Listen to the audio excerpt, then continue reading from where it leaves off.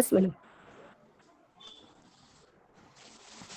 ಎಲ್ಲರಿಗೂ ಶರಣಾರ್ಥಿ.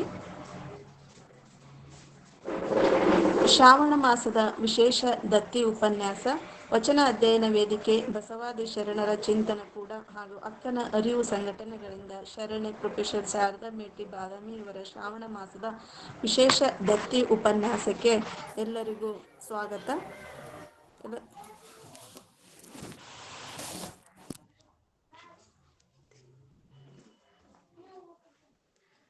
ಎರವು ಮಾಡದೆ ನಿಮ್ಮ ಗುರುಪುತ್ರರೊಳಗೆನ್ನ ಕಿರಿಯ ಮಗನೆಂದು ಗುರುವೇ ನೀ ಕರವಿಡಿದು ಹರುಷದಿಂ ಕೃಪೆಯಾಗು.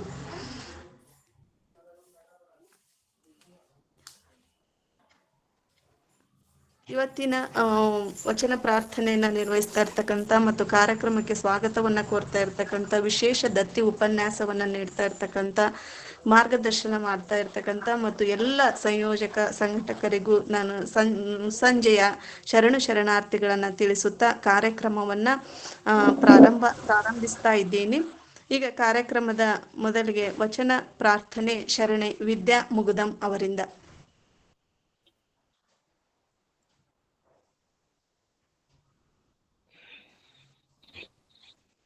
ಶ್ರಾವಣ ಮಾಸದ 1ನೇ ಸೋಮವಾರದ ಸಂಜೆಯ ಕಾರ್ಯಕ್ರಮಕ್ಕೆ ಎಲ್ಲರಿಗೂ ಶರಣಾರ್ಥಿಗಳು.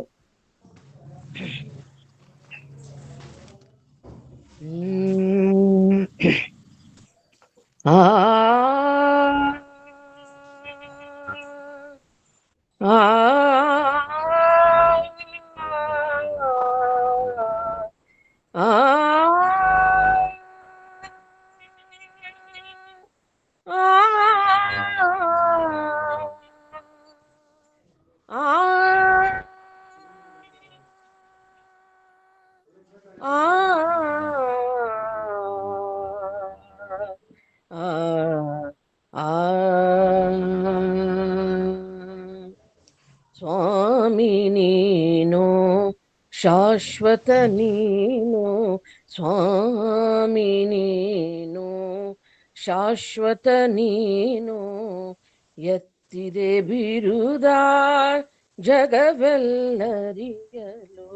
ಎತ್ತಿದೆ ಬಿರುದ ಜಗವೆಲ್ಲರಿಯಲು, ಸ್ವಾಮಿ ನೀನು ಶಾಶ್ವತ ನೀನು, ಸ್ವಾಮಿ ನೀನು ಶಾಶ್ವತ ನೀನು, ಎತ್ತಿದೆ ಬಿರುದ ಜಗವೆಲ್ಲರಿಯಲು, ಮಹಾದೇವ ಮಹಾದೇವ ಮಹಾದೇವ ಮಹಾದೇವ, ಇಲ್ಲಿಂದ ಮುಂದೆ ಶಬ್ದವಿಲ್ಲ, ಇಲ್ಲಿಂದ ಮುಂದೆ ಶಬ್ದವಿಲ್ಲ, ಸ್ವಾಮಿ ನೀನು ಶಾಶ್ವತ ನೀನು, ಸ್ವಾಮಿ ನೀನು ಶಾಶ್ವತ ನೀನು.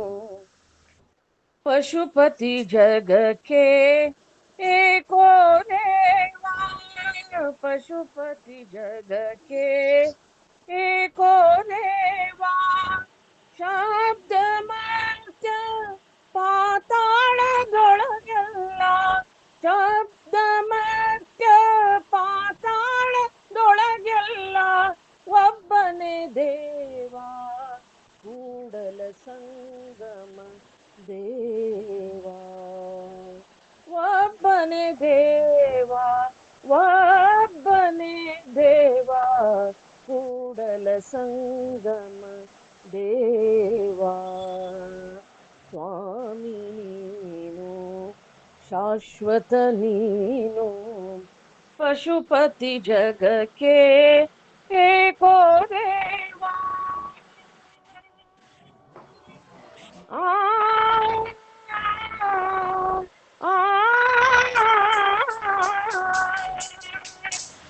ಪಶುಪತಿ ಜಗಕ್ಕೆ ಏಕೋ ದೇವಾ, ಶಬ್ದ ಮರ್ತ್ಯ ಪಾತಾಳದೊಳಗೆಲ್ಲ, ಒಬ್ಬನೇ ದೇವಾ ಒಬ್ಬನೇ ದೇವಾ ಸಂಗಮ ದೇವಾ ಒಬ್ಬನೇ ದೇವಾ ಕೂಡಲ ಸಂಗಮ ದೇವಾ ಸ್ವಾಮಿ ನೀನು ಶಾಶ್ವತ ನೀನು ಸ್ವಾಮಿ ನೀನು ಶಾಶ್ವತ ನೀನು ಎತ್ತಿದೆ ಬಿರುದ ಜಗವೆಲ್ಲರಿಯಲು ಎತ್ತಿದೆ ಬಿರುದ ಜಗವೆಲ್ಲರಿಯಲು ಮಹಾದೇವ ಮಹಾದೇವ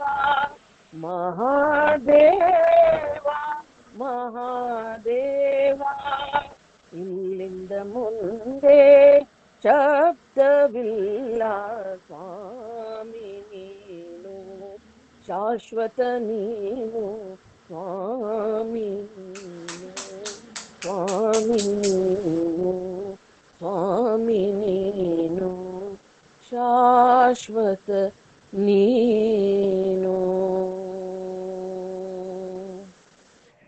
ಎಲ್ಲರಿಗೂ ಅನಂತ ಶರಣಾರ್ಥಿಗಳು. ಅತ್ಯಂತ ಸುಮಧುರವಾಗಿ ಪ್ರಾರ್ಥನೆಯನ್ನು ನಿರ್ವಹಿಸಿದಂತಹ ಶರಣೆ ವಿದ್ಯಾ ಮುಗುದುಂ ಅಕ್ಕನವರಿಗೆ ಧನ್ಯವಾದಗಳು.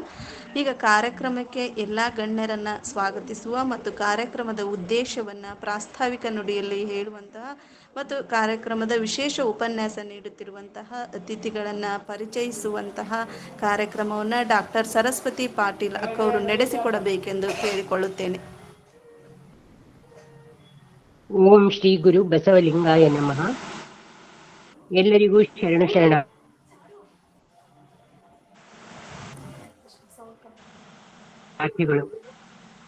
ಕೋಡುಗಲ್ಲಿನ ಮೇಲೆ ಮಾಡುವ ತಪವು ಒಂದು ದಿನದ ಗುರು ಸೇವೆಗೆ ಸರಿಯಲ್ಲ. ಅನಂತ ಕಾಲ ಮಾಡುವ ಗುರು ಸೇವೆಯು ಒಂದು ದಿನದ ಲಿಂಗ ಪೂಜೆಗೆ ಸರಿಯಲ್ಲ. ಅನಂತ ಕಾಲ ಮಾಡುವ ಲಿಂಗ ಪೂಜೆಯು ಒಂದು ದಿನ ಬಡಿಸಿದ ಜಂಗಮರತಿಗೆ ಸರಿಯಲ್ಲ. ಅನಂತ ಕಾಲ ಬಡಿಸಿದ ಜಂಗಮರತಿಯು ಒಂದು ಕ್ಷಣ ನಿಮ್ಮ ಶರಣರ ಅನುಭವಕ್ಕೆ ಸರಿಯಲ್ಲ ಕಾಣ ಕೂಡಲ ಚನ್ನ ಸಂಗಮ ದೇವ ಎಂದ ಅಗ್ರಗಣ್ಯ ಶರಣರಾದ ಚನ್ನಬಸವಣ್ಣನವರನ್ನು ನೆನಪಿ ಅವರಿಗೆ ನಮ್ಮ ನಮನಗಳನ್ನು ಸಲ್ಲಿಸೋಣ. ಕೋಡುಗಲ್ಲಿನ ಮೇಲೆ ಮಾಡಿದ ತಪ, ಗುರು ಸೇವೆ, ಲಿಂಗ ಪೂಜೆ, ಜಂಗಮ ಸೇವೆಗಳನ್ನು ಎಷ್ಟೇ ಅನುನಯದಿಂದ ಮಾಡಿದರೂ ಅವು ಯಾವುವೂ ಶರಣರ ಅನುಭವಕ್ಕೆ ಸರಿಯಲ್ಲ. ಪ್ರಪಂಚದಲ್ಲಿ ಶರಣರ ಅನುಭವವೇ ಶ್ರೇಷ್ಠ ಎಂದು ಚನ್ನಬಸವಣ್ಣನವರು 12ನೇ ಶತಮಾನದಲ್ಲೇ ಹೇಳಿದ್ದಾರೆ. ಅದೇ ರೀತಿ ಇಡೀ ವರ್ಷ ಮಾಡಿದ ವಚನ ಸಾಹಿತ್ಯ ಅಧ್ಯಯನ, ಓದು ಬರಹ, ಕೇಳಿದ ಉಪನ್ಯಾಸಗಳಿಗಿಂತ ಶ್ರಾವಣ ಮಾಸದ ಉಪನ್ಯಾಸಗಳು ಶ್ರೇಷ್ಠ. ಶ್ರಾವಣದಲ್ಲಿ ಮಳೆಯಿಂದ ಪ್ರಕೃತಿ ಚೈತನ್ಯ ಪಡೆಯುತ್ತಾಳೆ. ಹೂವು ಹಣ್ಣುಗಳು ಅರಳಿ ಮನಸ್ಸಿಗೆ ಮುದವನ್ನು ಕೊಡುತ್ತವೆ. ಈ ಸಮಯದಲ್ಲಿ ಮೌಲ್ಯಯುತ ವಿಚಾರಗಳನ್ನು ಅರಿಯುವುದರಿಂದ ಬದುಕಿನ ಅರಿವು ಮೂಡಿಸುವುದಕ್ಕೆ ಎಲ್ಲ ಜ್ಞಾನಗಳಿಗಿಂತ ಶ್ರವಣ ಜ್ಞಾನವೇ ಶ್ರೇಷ್ಠ ಸಾಧನ ಎಂಬ ಸಂದೇಶ ಮೂಡಿಸುವ ಅಪರೂಪದ ಮಾಸವೇ ಶ್ರಾವಣ ಮಾಸ. ಹೊಲ ಹಸನು ಮಾಡಿದರೆ ಹೇಗೆ ಸಮೃದ್ಧ ಬೆಳೆ ಬೆಳೆಯಲು ಸಾಧ್ಯವೋ ಹಾಗೆಯೇ ಶ್ರಾವಣ ಮಾಸದಲ್ಲಿ ಶರೀರ ಎನ್ನುವ ಹೊಲದಲ್ಲಿ ಅಧ್ಯಾತ್ಮ ಸಂಸ್ಕಾರ ಎನ್ನುವ ಬೀಜ ಬಿತ್ತಿದರೆ ನಮ್ಮ ಜೀವನ ಸುಂದರವಾಗಿ ರೂಪುಗೊಳ್ಳಲು ಸಾಧ್ಯವಾಗುತ್ತದೆ. ಆದ್ದರಿಂದಲೇ ವಚನ ಅಧ್ಯಯನ ವೇದಿಕೆ, ಬಸವಾದಿ ಶರಣರ ಚಿಂತನ ಕೂಟ ಹಾಗೂ ಅಕ್ಕನ ಅರಿವು ಸಂಘಟನೆಗಳನ್ನು ಹುಟ್ಟುಹಾಕಿ ಅದರ ರೂವಾರಿಗಳಾಗಿ ಶರಣ ತತ್ವಗಳನ್ನು ಮೈಗೂಡಿಸಿಕೊಂಡು ಸಮಸ್ತರನ್ನು ಸಮಾನವಾಗಿ ಕಾಣುತ್ತಾ ಎಲ್ಲರ ಪ್ರತಿಭೆಗಳನ್ನು ಹೊಡೆದೆಬ್ಬಿಸುವ ಚಲನಶೀಲರಾದ ಸೋದರ ಶರಣ ಡಾಕ್ಟರ್ ಶಶಿಕಾಂತ್ ಪಟ್ಟಣ್ಣವರು ಶ್ರಾವಣ ಮಾಸದ ಪ್ರತಿದಿನವೂ ನಮ್ಮ ಗುಂಪಿನ ಎಲ್ಲ ಶರಣರ ಮನಸ್ಸನ್ನು ಜಾಗೃತಗೊಳಿಸುತ್ತಾ ಶ್ರಾವಣ ಮಾಸದ ಉಪನ್ಯಾಸ ಮಾಲೆಯನ್ನು ಏರ್ಪಡಿಸಿದ್ದಾರೆ. ಈ ಉಪನ್ಯಾಸ ಮಾಲೆಯು 3 ಜನ ಶ್ರೇಷ್ಠ ದಾಸೋಹಿಗಳಾದ ಶರಣೆ ಪ್ರೊಫೆಸರ್ ಶಾರದಾ ಪಾಟೀಲ್ ಮೇಟಿ, ಶರಣೆ ಸುಧಾ ಪಾಟೀಲ್ ಹಾಗೂ ಶರಣ ಶಿವಾನಂದ್ ಕಲಕೇರಿಯವರ ದತ್ತಿಗಳಿಂದ ಪುರಸ್ಕೃತವಾಗಿ ಶ್ರಾವಣ ಮಾಸದ 30 ದಿನವೂ ಅವಿರತವಾಗಿ ನಡೆಯುತ್ತದೆ. ಮೊದಲ 10 ದಿನಗಳ ದತ್ತಿ ಉಪನ್ಯಾಸದ ದಾಸೋಹಿಗಳು ಶರಣೆ ಪ್ರೊಫೆಸರ್ ಶಾರದಾ ಪಾಟೀಲ್ ಮೇಟಿ ಅವರು. ಶ್ರಾವಣ ಮಾಸದ ಮೊದಲ ದಿನವಾದ ಇಂದು ವರ್ಷದ ಏರ್ಪಡಿಸಿದ ಶ್ರಾವಣ ಮಾಸದ ಮೊದಲ ಉಪನ್ಯಾಸವನ್ನು ಉಣಬಡಿಸಲು ಕಾರಣೀಭೂತರಾದ ಡಾಕ್ಟರ್ ಶಶಿಕಾಂತ್ ಪಟ್ಟಣ್ ಅವರನ್ನು ವೇದಿಕೆಗೆ ಹೃತ್ಪೂರ್ವಕವಾಗಿ ಸ್ವಾಗತಿಸುತ್ತೇನೆ. ಇಂದಿನ ಉಪನ್ಯಾಸದ ದತ್ತಿ ದಾಸೋಹಿಗಳಾದ ನನ್ನ ಆತ್ಮೀಯ ಗೆಳತಿ ಶಾರದಾ ಪಾಟೀಲರನ್ನು ನಾನು ಸುಮಾರು 55 ವರ್ಷಗಳಿಂದ ಬಲ್ಲೆ. ನಾವಿಬ್ಬರು ಧಾರವಾಡದ ಕರ್ನಾಟಕ ವಿಶ್ವವಿದ್ಯಾಲಯದಲ್ಲಿ ಪ್ರಾಣಶಾಸ್ತ್ರದಲ್ಲಿ ಸ್ನಾತಕೋತ್ತರ ಅಧ್ಯಯನ ಮಾಡುತ್ತಿದ್ದೆವು. ಅಂದಿಗೂ ಇಂದಿಗೂ ಅವರ ವ್ಯಕ್ತಿತ್ವ ಗಂಭೀರ, ಮಾತುಗಳು ಕೂಡ ಅಷ್ಟೇ ತೂಕವು. ಸುಮಾರು 35 ವರ್ಷ ಕಾಲೇಜಿನಲ್ಲಿ ಪ್ರಾಧ್ಯಾಪಕ ವೃತ್ತಿಯನ್ನು ಕೈಗೊಂಡಿದ್ದರು. ಶರಣ ಸಾಹಿತ್ಯ ಇವರ ಪ್ರವೃತ್ತಿ. ಅದಕ್ಕೆ ಅನೇಕ ಸಾಹಿತ್ಯಿಕ ಶೈಕ್ಷಣಿಕ ಸಂಘಟನೆಗಳಲ್ಲಿ ಸದಸ್ಯರಾಗಿ ಕಾರ್ಯಾಧ್ಯಕ್ಷರಾಗಿ ಸೇವೆ ಸಲ್ಲಿಸುತ್ತಾ ಸಾಕಷ್ಟು ಆರ್ಥಿಕ ದಾಸೋಹವನ್ನು ಮಾಡಿ ಸಾರ್ಥಕ ಜೀವನವನ್ನು ನಡೆಸುತ್ತಿರುವ ಆತ್ಮೀಯ ಗೆಳತಿಗೆ ಇಂದಿನ ವೇದಿಕೆಗೆ ತಮ್ಮೆಲ್ಲರ ಪರವಾಗಿ ಸ್ವಾಗತವನ್ನು ಕೋರುತ್ತೇನೆ. ಇಂದಿನ ಕಾರ್ಯಕ್ರಮದ ಕೇಂದ್ರ ಬಿಂದುಗಳು ಉಪನ್ಯಾಸವನ್ನು ನೀಡಲಿರುವ ಶರಣ ಸೋದರಿಯರಾದ ಶ್ರೀಮತಿ ಅಕ್ಕನಾಗಮ್ಮನವರನ್ನು ಕುರಿತು ಮಾತನಾಡಲಿರುವ ಶರಣೆ ಗಿರಿಜಾ ಮುಳುಗುಂದ್ ಅವರನ್ನು, ಶರಣ ಚಂದಿಮರಸವರನ್ನು ಕುರಿತು ಮಾತನಾಡಲಿರುವ ಶರಣೆ ಅಕ್ಕ ಮಹಾದೇವಿ ತೆಗ್ಗಿಯವರನ್ನು ವೇದಿಕೆಗೆ ಹೃತ್ಪೂರ್ವಕವಾಗಿ ಸ್ವಾಗತಿಸುತ್ತೇನೆ. ಈಗಾಗಲೇ ತಮ್ಮ ಸುಶ್ರಾವ್ಯ ಕಂಠದಿಂದ ವಚನ ಪ್ರಾರ್ಥನೆಯನ್ನು ಗೈದು ನಮ್ಮ ಮನವನ್ನು ತಣಿಸಿದ ಶರಣೆ ವಿದ್ಯಾ ಮಗ್ದಮ್ ಅವರಿಗೂ ಹಾಗೂ ಅಷ್ಟೇ ಸುಂದರವಾಗಿ ವಚನ ಮಂಗಲವನ್ನು ಮಾಡಲಿರುವ ನಮ್ಮ ಕಾರ್ಯಕ್ರಮವನ್ನು ಇತಿಶ್ರೀಗೊಳಿಸಲಿರುವ ಡಾಕ್ಟರ್ ಬಬಿತಾ ಪಂಚಣ್ಣ ಅವರಿಗೂ ವೇದಿಕೆಗೆ ಆತ್ಮೀಯ ಸ್ವಾಗತ. ತಮ್ಮ ಅಮೂಲ್ಯವಾದ ನುಡಿಗಳನ್ನು ಹಾಡಿ ನಮ್ಮೆಲ್ಲರ ಜ್ಞಾನದ ಹಸಿವನ್ನು ಇಂಗಿಸಲಿರುವ ಹಾಗೂ ಮಾರ್ಗದರ್ಶನದ ನುಡಿಗಳನ್ನು ಆಡಲಿರುವ ಶರಣ ಕೆ.ಸಿ. ಪಾಟೀಲ್ ಅವರಿಗೂ ವೇದಿಕೆಗೆ ಆದರದ ಸ್ವಾಗತ, ಸುಸ್ವಾಗತ. ಅತ್ಯಂತ ಸಮರ್ಪಕವಾಗಿ ಕಾರ್ಯಕ್ರಮದ ನಿರ್ವಹಣೆಯನ್ನು ಮಾಡುತ್ತಿರುವ ಶರಣೆ ಡಾಕ್ಟರ್ ಶೈಲಜಾ ಪವಾಡ್ ಶೆಟ್ಟರ್ ಅವರಿಗೆ ವೇದಿಕೆಗೆ ತಮ್ಮೆಲ್ಲರ ವತಿಯಿಂದ ಸ್ವಾಗತವನ್ನು ಬಯಸುತ್ತೇನೆ. ಸರ್ವರಿಗೂ ಶರಣ ಸಮರ್ಪಣೆಯನ್ನು ಮಾಡಲಿರುವ ಶರಣೆ ತ್ರಿವೇಣಿ ವಾರದ್ ಅವರಿಗೂ ವೇದಿಕೆಗೆ ಆದರದ ಸ್ವಾಗತ. ಇಂದಿನ ಕಾರ್ಯಕ್ರಮದ ಸಂಯೋಜಕರಾದ ಡಾಕ್ಟರ್ ಸುಧಾರಾಣಿ ಕಡಪಟ್ಟಿ, ಶರಣೆ ಸುಧಾ ಗಂಜಿ, ಡಾಕ್ಟರ್ ವೀಣಾ ಎಲಿಗಾರ್, ಡಾಕ್ಟರ್ ವೀಣಾ ಬಿರಾದಾರ್, ಶರಣೆ ಅನ್ನಪೂರ್ಣ ಅಗಡಿ, ಡಾಕ್ಟರ್ ಸಾವಿತ್ರಿ ಕಮಲಾಪುರ್ ಅವರಿಗೆ ವೇದಿಕೆಗೆ ಸ್ವಾಗತ. ಕಾರ್ಯಕ್ರಮದ ಸಂಘಟಕರಾಗಿ ಸದಾ ಚಟುವಟಿಕೆಯಿಂದ ಕಾರ್ಯನಿರ್ವಹಿಸುತ್ತಿರುವ ಶರಣೆ ಶಾರದಾ ಪಾಟೀಲ್, ಶರಣೆ ಗೌರಮ್ಮ ನಾಶಿ ಹಾಗೂ ಶರಣೆ ಸುಧಾ ಪಾಟೀಲರಿಗೆ ಇಂದಿನ ಕಾರ್ಯಕ್ರಮಕ್ಕೆ ತಮ್ಮೆಲ್ಲರ ವತಿಯಿಂದ ಆತ್ಮೀಯ ಸ್ವಾಗತವನ್ನು ಕೋರುತ್ತೇನೆ. ಇಂಗ್ಲಿಷ್ನಲ್ಲಿ ಲಾಸ್ಟ್ ಬಟ್ ನಾಟ್ ಲೀಸ್ಟ್ ಅಂತಾರಲ್ಲ, ಆ ರೀತಿ ತಮ್ಮ ಬಿಡುವಿಲ್ಲದ ಕಾರ್ಯಕ್ರಮದಲ್ಲೂ ನಮ್ಮ ವೇದಿಕೆಯ ಕಾರ್ಯಕ್ರಮಕ್ಕೆ ಸರಿಯಾದ ಸಮಯಕ್ಕೆ ಆಗಮಿಸಿ ತಾಂತ್ರಿಕ ಸಹಾಯವನ್ನು ನೀಡುತ್ತಿರುವ ಶರಣೆ ಡಾಕ್ಟರ್ ದಾನಮ್ಮ ಝಳಕೆಯವರಿಗೆ ಹೃತ್ಪೂರ್ವಕ ಸ್ವಾಗತವನ್ನ ಕೋರುತ್ತೇನೆ. ನಮ್ಮ ಅಕ್ಕನ ಅರಿವಿನ ಉಪನ್ಯಾಸ ಕಾರ್ಯಕ್ರಮಕ್ಕೆ ಉಪಸ್ಥಿತರಿರುವ ಸದಸ್ಯರ ಸಂಖ್ಯೆ ದಿನದಿನಕ್ಕೆ ಹೆಚ್ಚುತ್ತಿರುವುದು ಸಂತೋಷದ ಸಂಗತಿ. ಇಂದಿನ ಶ್ರಾವಣ ಮಾಸದ ಮೊದಲ ಉಪನ್ಯಾಸದಲ್ಲಿ ಪಾಲ್ಗೊಂಡು ಉಪನ್ಯಾಸವನ್ನು ಶ್ರವಣ ಮಾಡಲು ಉಪಸ್ಥಿತರಿದ್ದ ತಮಗೆಲ್ಲ ಆದರದ ಸ್ವಾಗತವನ್ನು ಬಯಸುತ್ತೇನೆ. ಇನ್ನು ಇವತ್ತಿನ ಉಪನ್ಯಾಸಕರನ್ನು ಪರಿಚಯಿಸುವುದು ನನ್ನ ಸುಯೋಗವಾಗಿದೆ. ಇವತ್ತಿನ ಮೊದಲ ಉಪನ್ಯಾಸಕರಾದ ಶರಣೆ ಗಿರಿಜಾ ಮುಳುಗುಂದ್ ಅವರನ್ನು ಪರಿಚಯಿಸುವುದು ಸಂತೋಷದ ಸಂಗತಿ. ಗಿರಿಜಾ ಮುಳುಗುಂದ್ ಅವರು ಬೆಳಗಾವಿಯ ರಹವಾಸಿಗಳು. ಸುಮಾರು 3 ದಶಕಗಳಿಂದ ಸೇವಾ ಪರಮೋ ಧರ್ಮ ಎಂಬಂತೆ ಸಮಾಜ ಸೇವೆಯಲ್ಲಿ ಸಾರ್ಥಕ್ಯವನ್ನು ಕಂಡುಕೊಂಡಿದ್ದಾರೆ. ಸಮಾಜಮುಖಿಯಾಗಿರುವ ಇವರು ಚಿಂತಕರು, ಉತ್ತಮ ವಾಗ್ಮಿಗಳು ಆಗಿದ್ದಾರೆ. ಮೃದು ಸ್ವಭಾವದವರು ಇದ್ದಾರೆ. ಇವರು ತಮ್ಮ ಜನಹಿತದ ಕಾರ್ಯಗಳಿಂದ ತಮ್ಮ ಸುತ್ತಮುತ್ತಲಿನ ಪರಿಸರದಲ್ಲಿ ಜನಪ್ರಿಯರಾಗಿದ್ದಾರೆ. ಅನೇಕ ಸಂಘ ಸಂಸ್ಥೆಗಳ ಸದಸ್ಯತ್ವವನ್ನು ಹೊಂದಿದ್ದಾರೆ.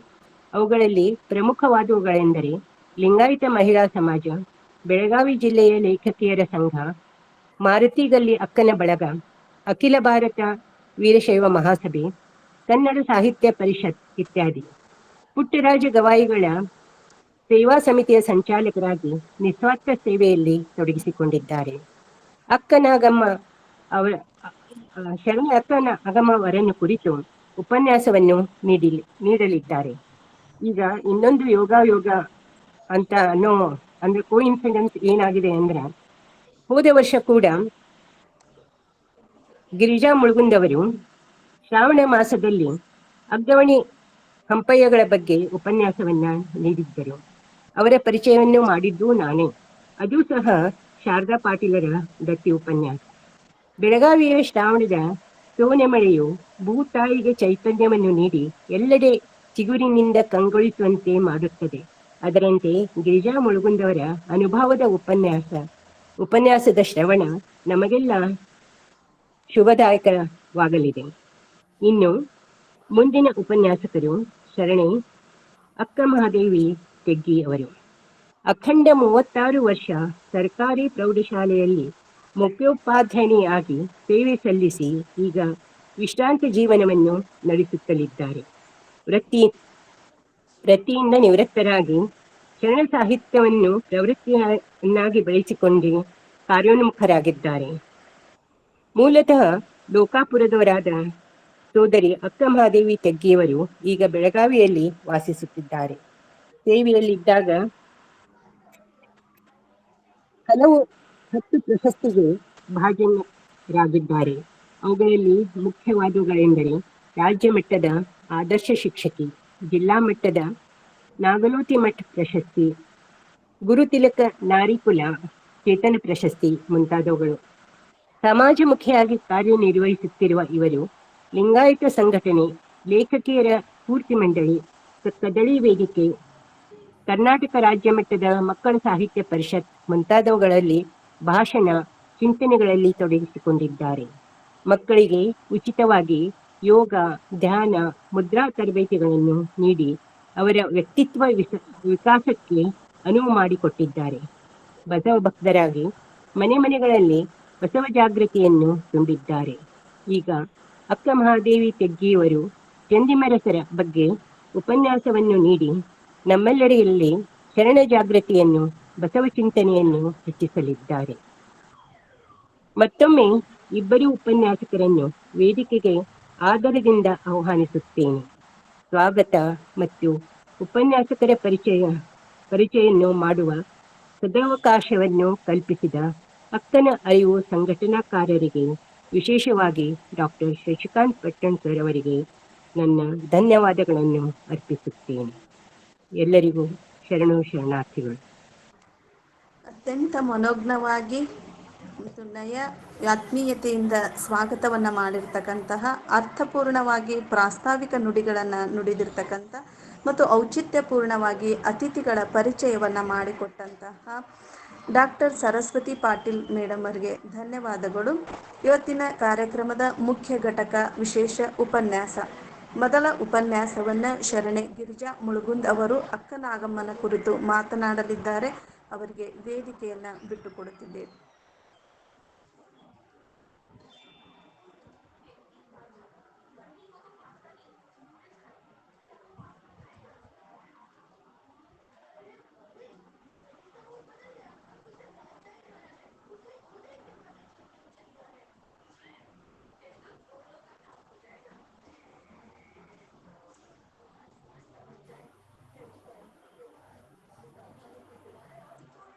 ಹಲೋ ಹಲೋ ಇದೆಯಾ? ಎಲ್ಲರಿಗೂ ಸಂಜೆಯ ಕೇಳಿಸ್ತಾ ಇದ್ದೀನಿ. ಎಲ್ಲರಿಗೂ ಸಂಜೆಯ ಶ್ರಾವಣದ ಶುಭ ವಂದನೆಗಳನ್ನ ತಿಳಿಸುತ್ತಾ, ಅಕ್ಕನರಿವು ಹಾಗೂ ವಚನ ಅಧ್ಯಯನ ವೇದಿಕೆಯ ಎಲ್ಲ ಸಂಘಟಕರಿಗೂ ಹಾಗೂ ಮಾರ್ಗದರ್ಶಕರು ಆಗಿ ಮಾರ್ಗದರ್ಶನವನ್ನ ಮಾಡುತ್ತಿರುವಂತ ನಮ್ಮೆಲ್ಲರ ರೂವಾರಿಗಳು ಆಗಿರುವಂತ ಶ್ರೀಯುತರಾದ ಡಾಕ್ಟರ್ ಪಟ್ಟಣ್ ಸರ್ ಅವರಿಗೆ ಅನಂತ ಶರಣಾರ್ಥಿಗಳು. ಹಾಗೂ ಅದೇ ರೀತಿ ಇಂದಿನ ಈ ಸಭೆಯಲ್ಲಿ ಉಪಸ್ಥಿತರಿರುವಂತ ಎಲ್ಲ ತಂದೆ ತಾಯಿಗಳಿಗೆ ನನ್ನ ಅನಂತ ಶರಣಾರ್ಥಿಗಳನ್ನ ತಿಳಿಸುತ್ತಾ, ಇಂದು ಇವತ್ತಿನ ದಿವಸ ನನಗೆ ಕೊಟ್ಟಿರುವಂತ ವಿಷಯ ಅಕ್ಕನಾಗಮ್ಮ. ಅಂದ್ರೆ ಕ್ರಾಂತಿ ಗಂಗೋತ್ರಿ ಅಂತ ಹೇಳಿ ಅಕ್ಕನಾಗಮ್ಮ ಅವರು ಪ್ರಸಿದ್ಧಿ ಆದವರು. ನಾನೀಗ ನೇರವಾಗಿ ವಿಷಯಕ್ಕೆ ಬರ್ತಾ ಇದ್ದೀನಿ. ಕ್ರಾಂತಿ ಗಂಗೋತ್ರಿ ಅಕ್ಕನಾಗಲಾಂಬಿಕೆ ಅಂತ ಹೇಳಿ ನಮ್ಮ ಅಕ್ಕಮ್ಮ ನಾಗಮ್ಮನವರಿಗೆ ಒಂದು ಬಿರುದು ಹೆಸರು ಬಂದಿತ್ತು. ಅದೇ ರೀತಿ ಅವರು ತಮ್ಮ ಜೀವನ ಪರ್ಯಂತ ಕ್ರಾಂತಿಯಿಂದನೇ ಹೋರಾಟ ಮಾಡಿದ್ದಾರೆ ವಚನ ಸಂಪತ್ತನ್ನ ಉಳಿಸೋದಕ್ಕಾಗಿ. ಈಗ ಅವರ ಬಗ್ಗೆ ನಾನು ಕೆಲ ನುಡಿಗಳನ್ನ ನಿಮ್ಮ ಮುಂದೆ ಪ್ರಸ್ತುತಪಡಿಸಲಿದ್ದೇನೆ. ಕ್ರಾಂತಿ ಗಂಗೋತ್ರಿ ಅಕ್ಕನಾಗ್ಲಾಂಬಿಕೆಯವರು ಬಾಗೇವಾಡಿಯ ಮಾದರಸ ಹಾಗೂ ಮಾದಲಾಂಬಿಕೆಯವರ ಚೊಚ್ಚಿಲ ಮಗಳು. ಅಕ್ಕನಾಗ್ಲಾಂಬಿಕೆ ಅಣ್ಣ ಬಸವಣ್ಣನವರ ಅಕ್ಕ. ಇದು ಎಲ್ಲರಿಗೂ ಗೊತ್ತಿರುವಂತ ವಿಷಯ. ಅಕ್ಕನಾಗ್ಲಾಂಬಿಕೆಯವರು ಅಣ್ಣ ಬಸವಣ್ಣನವರ ಅಕ್ಕ ಹಾಗೂ ಅಕ್ಕನಾಗ್ಲಾಂಬಿಕೆ ಬಸವಣ್ಣನವರಿಗೆ ಚಿಕ್ಕಂದಿನಿಂದಲೂ ಕೊನೆ ತನಕನೂ ಅವರು ಏನು ಬಸವಣ್ಣನವರ ತಲೆಯಲ್ಲಿ ಏನು ಕ್ರಾಂತಿಕಾರ ವಿಚಾರಗಳು ಅವರಿಗೆ ಹುಟ್ತಾ ಇದ್ವಲ್ಲ, ಆ ಎಲ್ಲಾ ವಿಚಾರಗಳ ನೀಲ ನಕ್ಷೆಗಳನ್ನ ನಮ್ಮ ಅಕ್ಕ ನಾಗಮ್ಮನವರು ಪ್ರೋತ್ಸಾಹಿಸ್ತಾ ಇದ್ರು. ಅವರಿಗೆ ಬೆಂಬಲವಾಗಿ ನಿಂತು ಕಲ್ಯಾಣ ಕ್ರಾಂತಿಯ ನಂತರವೂ ಸ್ವಲ್ಪ ಏನೋ ಡಿಸ್ಟರ್ಬ್ ಆಗ್ತಾ ಇದೆ. ಕಲ್ಯಾಣ ಕ್ರಾಂತಿಯ ನಂತರವೂ ದಿಟ್ಟ ನಿಲುವಿನಿಂದ ನಮ್ಮ ಅಕ್ಕ ನಾಗಮ್ಮನವರು ಶರಣರ ಪ್ರಾಣ ಸ್ವರೂಪಿ ವಚನ ಸಂಪತ್ತನ್ನ ಉಳಿಸೋದಕ್ಕಾಗಿ ಅವರು ಕಡೆ ತನಕ ಹೋರಾಟ ಮಾಡಿದಂತ ವೀರಮಾತೆ ನಮ್ಮ ಅಕ್ಕ ನಾಗಮ್ಮ ಅವರು. ಕಲ್ಯಾಣದ ಎಲ್ಲ ಶರಣೆಯರು ಅನುಭವ ಮಂಟಪದಾಗ ಏನ್ ಮಾಡ್ತಿದ್ರಪ್ಪ ಅಂದ್ರ, ಅವರೆಲ್ಲ ಒಟ್ಟುಗೂಡಿ ತಮ್ಮ ತಮ್ಮ ಅನುಭವ, ಈಗ ಹೆಂಗ ನಾವು ನಮ್ಮ ಪಟ್ಟಣ್ ಸರ್ ಅವ್ರು ನಮಗ ಇದನ್ ಮಾಡ್ಕೊಟ್ಟಾರಲ್ಲ, ಈಗ ಹೆಂಗ್ ನಾವು ಕೂಡೇವ್ ನೋಡ್ರಿ ಎಲ್ಲಾರು, ಆ ರೀತಿ ನಮ್ಮೆಲ್ಲ ವಿಚಾರ ವಿನಿಮಯಗಳನ್ನ ಮಾಡ್ತಿದ್ವಲ್ಲ, ಹಂಗ ಅವ್ರು ಶರಣೆಯರು ಏನ್ ಮಾಡ್ತಿದ್ರಪ್ಪ ಅಂದ್ರ ಅನುಭವ ಮಂಟಪದಾಗ ಒಟ್ಟುಗೂಡಿ ಅವ್ರು ಏನ್ ಮಾಡ್ತಿದ್ರು, ತಮ್ಮ ತಮ್ಮ ಅನುಭವಗಳನ್ನ ಎಲ್ಲಾರು ಚರ್ಚೆ ಮಾಡ್ತಾ ಇದ್ರು. ಮಾಡಿ ಅವರು ಹೇಳಿ ಕೇಳಿ ತಿಳಿದು ಅನುಭವಿಸಿದ ಅನುಭವದ ಚಿಂತನೆ, ಅಂದ್ರೆ ಅವರು ಹೇಳಿ ಕೇಳಿ ತಿಳಿದು ಅನುಭವಿಸಿದ ಅನುಭವವನ್ನು ಅವರು ಮಾಡ್ಕೊಂಡು ಅಂತ ಚಿಂತನೆಗಳನ್ನ ಬರೆದಿಡ್ತಾ ಇದ್ರು ಎಲ್ಲರೂ. ಆದ್ಯರ ವಚನ ಪರುಷ ಖಂಡಯ ಅನ್ನುವಂತ ಒಂದು ನುಡಿಯಂತೆ ಅವುಗಳನ್ನ ಎಲ್ಲ ಸಂಗ್ರಹಿಸಿ ಇಡುವಂತ ವ್ಯವಸ್ಥೆಯನ್ನ ಕೂಡ ಅವರು ಮಾಡ್ಕೊಂಡಿದ್ರು ಎಲ್ಲ ಶರಣರು.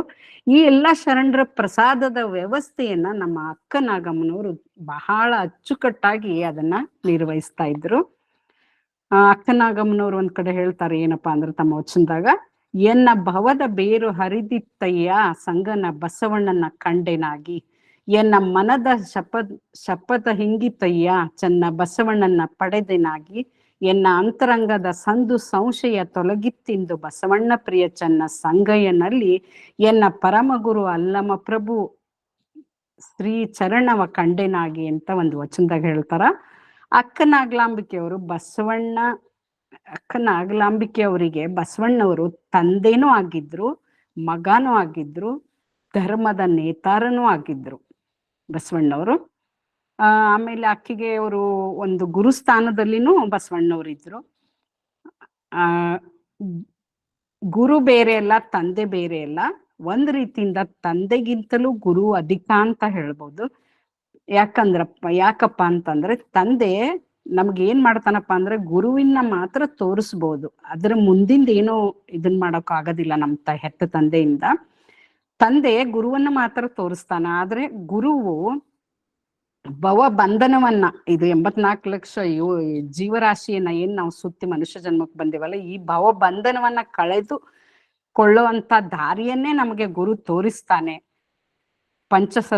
ಪಂಚಸೂತಕಗಳನ್ನ ಕಳೆದು ತಾನು ಬಸವಣ್ಣನೆಂಬ ಗುರುವಿನಿಂದ ಪರಿಶುದ್ಧಳಾದೆ ಅನ್ನುವಂಥ ಮಾತನ್ನ ಅಕ್ಕ ನಾಗಮ್ಮ ಹೇಳ್ತಾರೆ.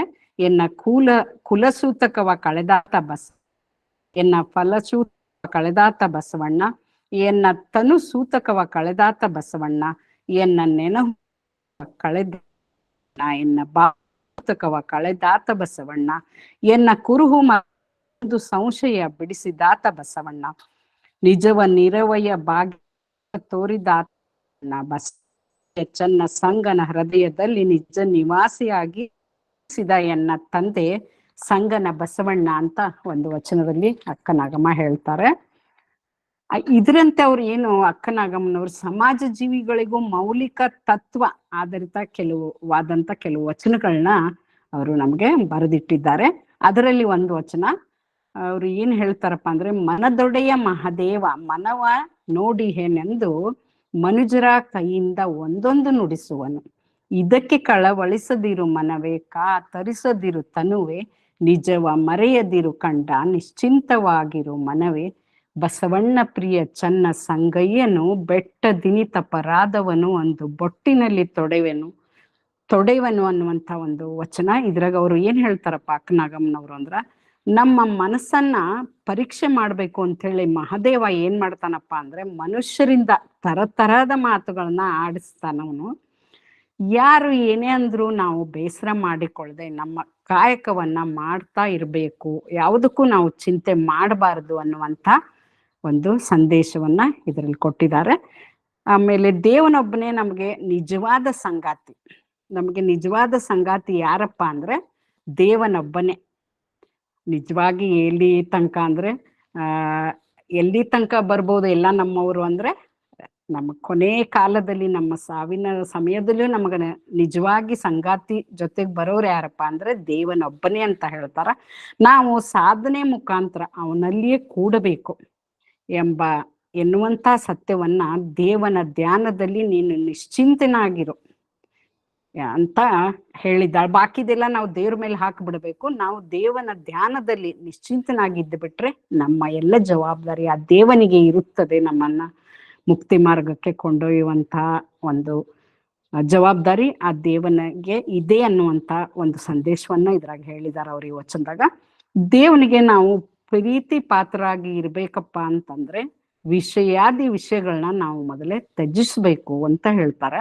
ಮತ್ತೆ ಅವಗುಣಗಳನ್ನ ನಮ್ಮಲ್ಲಿರುವಂತಹ ಅವಗುಣಗಳನ್ನ ನಾವು ತ್ಯಾಗ ಮಾಡ್ಬೇಕು, ತ್ಯಜಿಸ್ಬೇಕು. ಸದ್ಗುಣ ಸಂಪನ್ನರಾಗಿ ನಾವು ಸದಾಚಾರಿಗಳಾದಾಗ ಮಾತ್ರ ಇವೆಲ್ಲ ಈ ರೀತಿ ದೇವನು ನಮ್ಮನ್ನ ನಿಜವಾದ ನಮಗೆ ಸಂಗಾತಿ ಆಗಲು ಸಾಧ್ಯ ಅನ್ನುವಂತ ಒಂದು ವಿಷಯ. ಹೀಗೆ ನಮ್ಮ ನಡೆನುಡಿ ಇದ್ದಾಗ ಮಾತ್ರ ನಮ್ಮಿಂದ ತಿಳಿಲಾರದೆ ಆದಂತ ಎಂಥ ತಪ್ಪುಗಳಿದ್ದರೂ ಅವುಗಳನ್ನ ದೇವರು ಕ್ಷಮಿಸಿ ನಮ್ಮನ್ನು ಆ ದೇವನು ಪ್ರೀತಿಯಿಂದ ಎತ್ತಿಕೊಳ್ಳುತ್ತಾನೆ ಅನ್ನುವಂಥ ಸಂದೇಶವನ್ನ ಈ ವಚನದಲ್ಲಿ ಅಕ್ಕನಾಗಮ್ಮನವರು ಬಹಳ ಸುಂದರವಾಗಿ ಸರಳವಾಗಿ ನಮಗೆ ತಿಳಿಸಿ ಹೇಳಿದ್ದಾರೆ. ಅಕ್ಕನಾಗ್ಲಾಂಬಿಕೆ ಅವರು ತಮ್ಮ ಬಸವಣ್ಣನವರ ಅವರು ಬೆಂಗಾವಲಾಗಿ ಏನ್ ಮಾಡಿದ್ರಪ್ಪ ಅಂದ್ರೆ ಕೊನೆ ತನಕನು ಬಸವಣ್ಣನವರ ಸುಖ ದುಃಖ ಆತನ ಶ್ರೇಯಗಳೇ ತನ್ನ ಶ್ರೇಯಸ್ಸು ಅಂತ ಹೇಳಿ ತಿಳಿದು ಬಾಗೇವಾಡಿಯಿಂದ ಮಂಗಳವೇಡೆ ಕಲ್ಯಾಣದವರೆಗೂ ಒಂದು ದಿನವೂ ಬಸವಣ್ಣನವರನ್ನ ಅಗಲದೆ ಅವರ ಜೊತೆಗೆ ಇದ್ದು ಅವರಿಗೆ ಎಲ್ಲ ಕೆಲಸಗಳಲ್ಲಿಯೂ ಅವರಿಗೆ ಬಲಗೈಯಾಗಿ ಸೇವೆ ಸಲ್ಲಿಸ್ತಾ ಇದ್ರು. ಆದ್ರೆ ಏನಾಯ್ತಪ್ಪ ಮುಂದೆ ಅಂದ್ರೆ ಕಲ್ಯಾಣ ಕ್ರಾಂತಿ ಆದ ಮೇಲೆ ಎಲ್ಲ ಚಲ್ಲಾಪಿಲ್ಲಿ ಆಗ್ಬಿಡ್ತು. ಅದೇನೇ ಇರ್ಲಿ ಗುರು ಸ್ವರೂಪ, ತಂದೆ ಸ್ವರೂಪ, ಶಿಷ್ಯ ಸ್ವರೂಪ ಆದಂತ ಒಂದು ತಮ್ಮನ ಅಗಲುವಿಕೆಗೆ ಅಕ್ಕನಾಗಮ್ಮ ಎಂದು ಎದೆಗೆಟ್ಟವಳು ಅಲ್ಲ, ಧೃತಿಗೆಟ್ಟವಳು ಅಲ್ಲ. ಪ್ರೀತಿಯ ಗಂಗಾಂಬಿಕೆ ಕಾದರವಳ್ಳಿ ಹತ್ರ ಕಾದಾಡ್ತಾ ವಚನ ಕಟ್ಟುಗಳ ಸಂರಕ್ಷಣೆಗಾಗಿ ಎಲ್ಲ ಶರಣರು ಹೋರಾಡಿದ್ದು ಎಲ್ಲರಿಗೂ ಗೊತ್ತಿರುವಂತೆ ಎಲ್ಲ ಬಹಳ ಜ್ಞಾನಿಗಳು ಅನುಭವಿಗಳು ಇಲ್ಲಿ ಇದ್ದೀರಿ. ಹೋರಾಡ್ತಾ ಏನಾಯ್ತು ಅಂದ್ರೆ ಕಾದರವಳ್ಳಿ ಹತ್ರ ಗಂಗಾಂಬಿಕೆ ಮಡಿದರೇನು ಅವರು ಏನ್ ಅಕ್ಕನಾಗಮ್ಮನವ್ರು ಕಣ್ಣೀರು ಹಾಕ್ಲಿಲ್ಲ. ಅಷ್ಟೇ ಏಕೆ ತನ್ನ ಕರುಳಿನ ಕುಡಿ ಚನ್ನಬಸವಣ್ಣ ಉಳುವಿಯಲ್ಲಿ ದೇಹವನ್ನ ಬಿಟ್ಟಾಗಲೂ ನಿಟ್ಟುಸಿರು ಅವರು ಹಾಕ್ಲಿಲ್ಲ. ಇಷ್ಟೆಲ್ಲಾ ನೋಡಿದಾಗ ನಮ್ಗೆ ಏನ್ ಅನಿಸ್ತೈತಪ್ಪ ಅಂದ್ರೆ ಕಲ್ಯಾಣದ ಶಿವಶರಣರು ಅಂತಿಮ ದಿನಗಳಲ್ಲಿ ಮನಸ್ಸನ್ನ ಅವ್ರು ಎಷ್ಟು ಕಲ್ಲು ಮಾಡ್ಕೊಂಡಿದ್ರೇನೋ ಅಂತ ನಮ್ಗೆ ಅನಿಸ್ತದೆ. ಅವ್ರ ಎದುರು ಏನಪ್ಪಾ ಅಂದ್ರೆ ಯಾಕೆ ಅವ್ರ ಮನಸ್ಸು ಕಲ್ಲು ಮಾಡ್ಕೊಂಡಿದ್ರು ಅಂದ್ರೆ ಅವ್ರ ಎದುರು ಪೂರೈಸ್ಬೇಕಾದಂತ ಒಂದು ಕರ್ತವ್ಯ, ವಚನ ಕಟ್ಟುಗಳ ಸಂರಕ್ಷಣೆ ಮಾಡ್ರಿ ಅನ್ನುವಂತ ಮಾತನ್ನ ನಮ್ಮ ಅಪ್ಪ ಬಸವಣ್ಣವರು ಹೇಳಿದ್ದು ಅದು ಒಂದೇ ಅವರಿಗೆ ಕರ್ತವ್ಯವಾಗಿತ್ತು. ಅವ್ರು ಏನ್ ಮಾಡಿದ್ರು ಅಂದ್ರೆ ಬಿಟ್ಟು ಬೇರೇನೋ ಅವರು ವಿಚಾರಣೆ ಮಾಡ್ತಾ ಇರ್ಲಿಲ್ಲ. ವಚನ ಸಾಹಿತ್ಯದ ರಕ್ಷಣೆಗೆ ಅಂತ ಹೇಳಿ ಅವರು ಬಿಚ್ಚಳನ ಸೈನ್ಯದೊಂದಿಗೆ ಯುದ್ಧಕ್ಕೆ ಇಳಿದಾಗಿದೆ ಅಂತ ಅಂದ್ಮೇಲೆ ವಚನ ಸಾಹಿತ್ಯದ ರಕ್ಷಣೆ ಆಗಲೇಬೇಕು ಅನ್ನುವಂಥ ಒಂದು ಮುಖ್ಯ ಉದ್ದೇಶವನ್ನ ಇಟ್ಕೊಂಡು ಅವರು ಶೂರತನದಿಂದ ಕೊನೆ ತನಕ ಹೋರಾಡ್ತಾ ಕೊನೆಗೆ ಉಳುವಿಯಲ್ಲಿ ಒಂದು ಉಳುವಿ ತನಕನೂ ಅವ್ರು ಹೋದ್ಮೇಲೆ ಅಲ್ಲಿ ಒಟ್ಟುಗೂಡದಿಂತ ಎಲ್ಲ ವಚನಗಳ ಪ್ರತಿಯ ಕಟ್ಟುಗಳನ್ನ ಏನ್ ಮಾಡ್ತಾರಪ್ಪ ಅಂದ್ರೆ ಅಕ್ಕನಾಗಮ್ಮನವರು ಅದೇ ಸ್ಥಳದಲ್ಲಿ ಅವರು ಒಂದು ಅಡಗಿಸಿ ಇಟ್ರೆ ಅವು ಏನಾಗ್ತವೆ ಅಂದ್ರೆ ಅಲ್ಲಿಯೇ ನಾಶನೂ ಆಗ್ಬೋದು, ಮುಂದೆ ಯಾರಿಗೂ ಗೊತ್ತಾಗದೆ ಅವು ಏನಾದ್ರೂ ನಾಶ ಆಗ್ಬೋದು ಅನ್ನುವಂತ ಒಂದು ಉದ್ದೇಶದಿಂದ ಅವುಗಳನ್ನ ಪ್ರತಿ ಮಾಡಿಟ್ಟುಕೊಳ್ಳೋರಿಗೆ ಅವುಗಳನ್ನ ತಲುಪಿಸ್ಬೇಕು. ಈ ಕಾರ್ಯವನ್ನ ಬಹಳ ನಾವು ಪರಿಶ್ರಮದಿಂದ ಯಾರಪ್ಪ ಮಾಡಿದವರು ಅಂದ್ರೆ ಪರಿಶ್ರಮದಿಂದ ಇದನ್ನ ಅಕ್ಕನಾಗಮ್ಮ ಮತ್ತು ನೂಲಿಯ ಚಂದಯ್ಯ ಮೊದಲಾದ ಕೆಲವು ಶಿವಶರಣರು ಏನ್ ಮಾಡಿದ್ರು, ಅವನ್ನ ಸಂರಕ್ಷಿಸಿ ಅವನ್ನ ಪ್ರತಿಯನ್ನ ಇಟ್ಟುಕೊಳ್ಳುವಂತವರಿಗೆ ಅವನ್ನ ತಲುಪಿಸುವಂತ ಕೆಲಸವನ್ನು ಅವ್ರು ಮಾಡಿದ್ರು. ಇನ್ನು ವಚನ ಸಾಹಿತ್ಯಕ್ಕೆ ನಾಶ ಇಲ್ಲಪ್ಪ, ನಮ್ಮ ವಚನ ಸಾಹಿತ್ಯ ಸಂರಕ್ಷಣೆ ಆಗಿದೆ ಅನ್ನುವಂತ ವಿಷಯ ತಮಗೆ ಖಾತ್ರಿ ಆದ ನಂತರನೇ ಅಕ್ಕನಾಗಮ್ಮ ಏನ್ ಮಾಡಿದ್ರಪ್ಪ ಅಂದ್ರೆ ಇಂದಿನ ಚಿಕ್ಕಮಗಳೂರು ಜಿಲ್ಲೆಯ ಎಣ್ಣೆಹೊಳೆ ಸಮೀಪದಲ್ಲಿ ತಮ್ಮ 60ನೇ ವಯಸ್ಸಿನಲ್ಲಿ ಸಮಾಧಿಯನ್ನ ಅವರು ಹೊಂದಿದರು. ಅವಿರತ ಯೋಗ ಸಾಧನೆ, ಅವರಿಗೆ ಸಮಾಧಿ ಹೊಂದೋದಂದ್ರೆ ಮರಣವೇ ಮಹಾನವಮಿ ಶರಣರಿಗೆ. ಹೆಂಗಪ್ಪ ಅಂದ್ರೆ ಅವ್ರು ಇದ್ದಾಗನೇ ಯೋಗ ಸಾಧನೆಯಲ್ಲಿ ಅವರು ಸಮಾಧಿ ಸ್ಥಿತಿಯನ್ನ ಹೊಂದ್ತಾ ಇದ್ರು ಎಲ್ಲ ಶಿವಶರಣರು. ಅದರಲ್ಲಿ ನಮ್ಮ ಅಕ್ಕನಾಗಮ್ಮ ಬಹು ಶ್ರೇಷ್ಠ ಆಗಿದ್ರು. ಅವಿರತ ಯೋಗ ಸಾಧನೆಯಿಂದ ಲಿಂಗಾನುಸಂಧಾನದಿಂದ ನಮ್ಮ ಬಹಳಷ್ಟು ಶರಣರು ಆಗಿದ್ರು. ಅಕ್ಕನಾಗಮ್ಮ ಅವರಂತೂ ಏನ್ ಮಾಡ್ತಿದ್ರಪ್ಪ ಅಂದ್ರೆ ಚಿಕ್ಕಂದಿನಿಂದನೇ ಅವರು ರೇವಣ ಸಿದ್ದೇಶ್ವರರಿಂದ ಶಿವದೀಕ್ಷೆ ಪಡೆದು ಯೋಗಾಂಗ ಸಿದ್ಧಿಯನ್ನ ಕರಗತ ಮಾಡಿಕೊಂಡಿದ್ರು. ಅವರು ಅಕ್ಕನಾಗಮ್ಮನವರು ರೇವಣ ಸಿದ್ದೇಶ್ವರರಿಂದ ಶಿವದೀಕ್ಷೆಯನ್ನ ಪಡೆದು ಯೋಗಾಂಗ ಸಿದ್ಧಿ ಅದನ್ನ ಅವ್ರು ಅಗದಿ ಕರಗತವಾಗಿ ಮಾಡ್ಕೊಂಡ್ಬಿಟ್ಟಿದ್ರು. ನಿಜವಾಗಿಯೂ ನಮ್ಮ ಅಕ್ಕನಾಗಮ್ಮನಂತಹ ಘನ ಗಂಭೀರೆ ಲಿಂಗಧೀರೆ ಶೂರೆ ಕರ್ತವ್ಯ ಕಂದರೆ ಮತ್ತೊಬ್ರು ಹುಟ್ಟಲಿಲ್ಲ ಅಂಥೇಳಿ ಅಂತ ನಮ್ಗ ಅನಿಸ್ತದೆ. ಇಂಥ ಒಂದು ಅಗದಿ ಶ್ರೇಷ್ಠ ಶರಣೆ ಅಕ್ಕನಾಗಮ್ಮನ ಒಂದು ಕಿರು ಚರಿತ್ರೆಯನ್ನ ಹೇಳುವಂತ ಅವಕಾಶವನ್ನ ನನಗೆ ಮಾಡಿಕೊಟ್ಟಂತ ಶ್ರೀಯುತರಾದ ಡಾಕ್ಟರ್ ಪಟ್ಟಣ್ ಸರ್ ಅವರಿಗೂ ಹಾಗೂ ಎಲ್ಲ ಸಂಯೋಜಕರು ಕಾರ್ಯಕ್ರಮದ ಸಂಘಟಕರಿಗೂ ಹಾಗೂ ಪರಿಚಯವನ್ನ ಕೊಟ್ಟಂತವರಿಗೂ ಎಲ್ಲರಿಗೂ ಅವರಿವರೆನ್ನದೆ ಎಲ್ಲರಿಗೂ ಶರಣ ತಂದೆ ತಾಯಿಗಳಿಗೆ ನನ್ನ ಅನಂತ ಶರಣಾರ್ಥಿಗಳನ್ನ ತಿಳಿಸುತ್ತಾ, ನನ್ನ ಏನಾದರೂ ನುಡಿಗಳಲ್ಲಿ ತಪ್ಪುಗಳಾಗಿದ್ದರೆ ದಯವಿಟ್ಟು ಕ್ಷಮಿಸಬೇಕು ಅನ್ನುವಂತ ಮಾತನ್ನ ಹೇಳುತ್ತಾ ಮತ್ತೊಮ್ಮೆ ತಮ್ಮೆಲ್ಲರಿಗೂ ಶರಣಾರ್ಥಿಗಳು.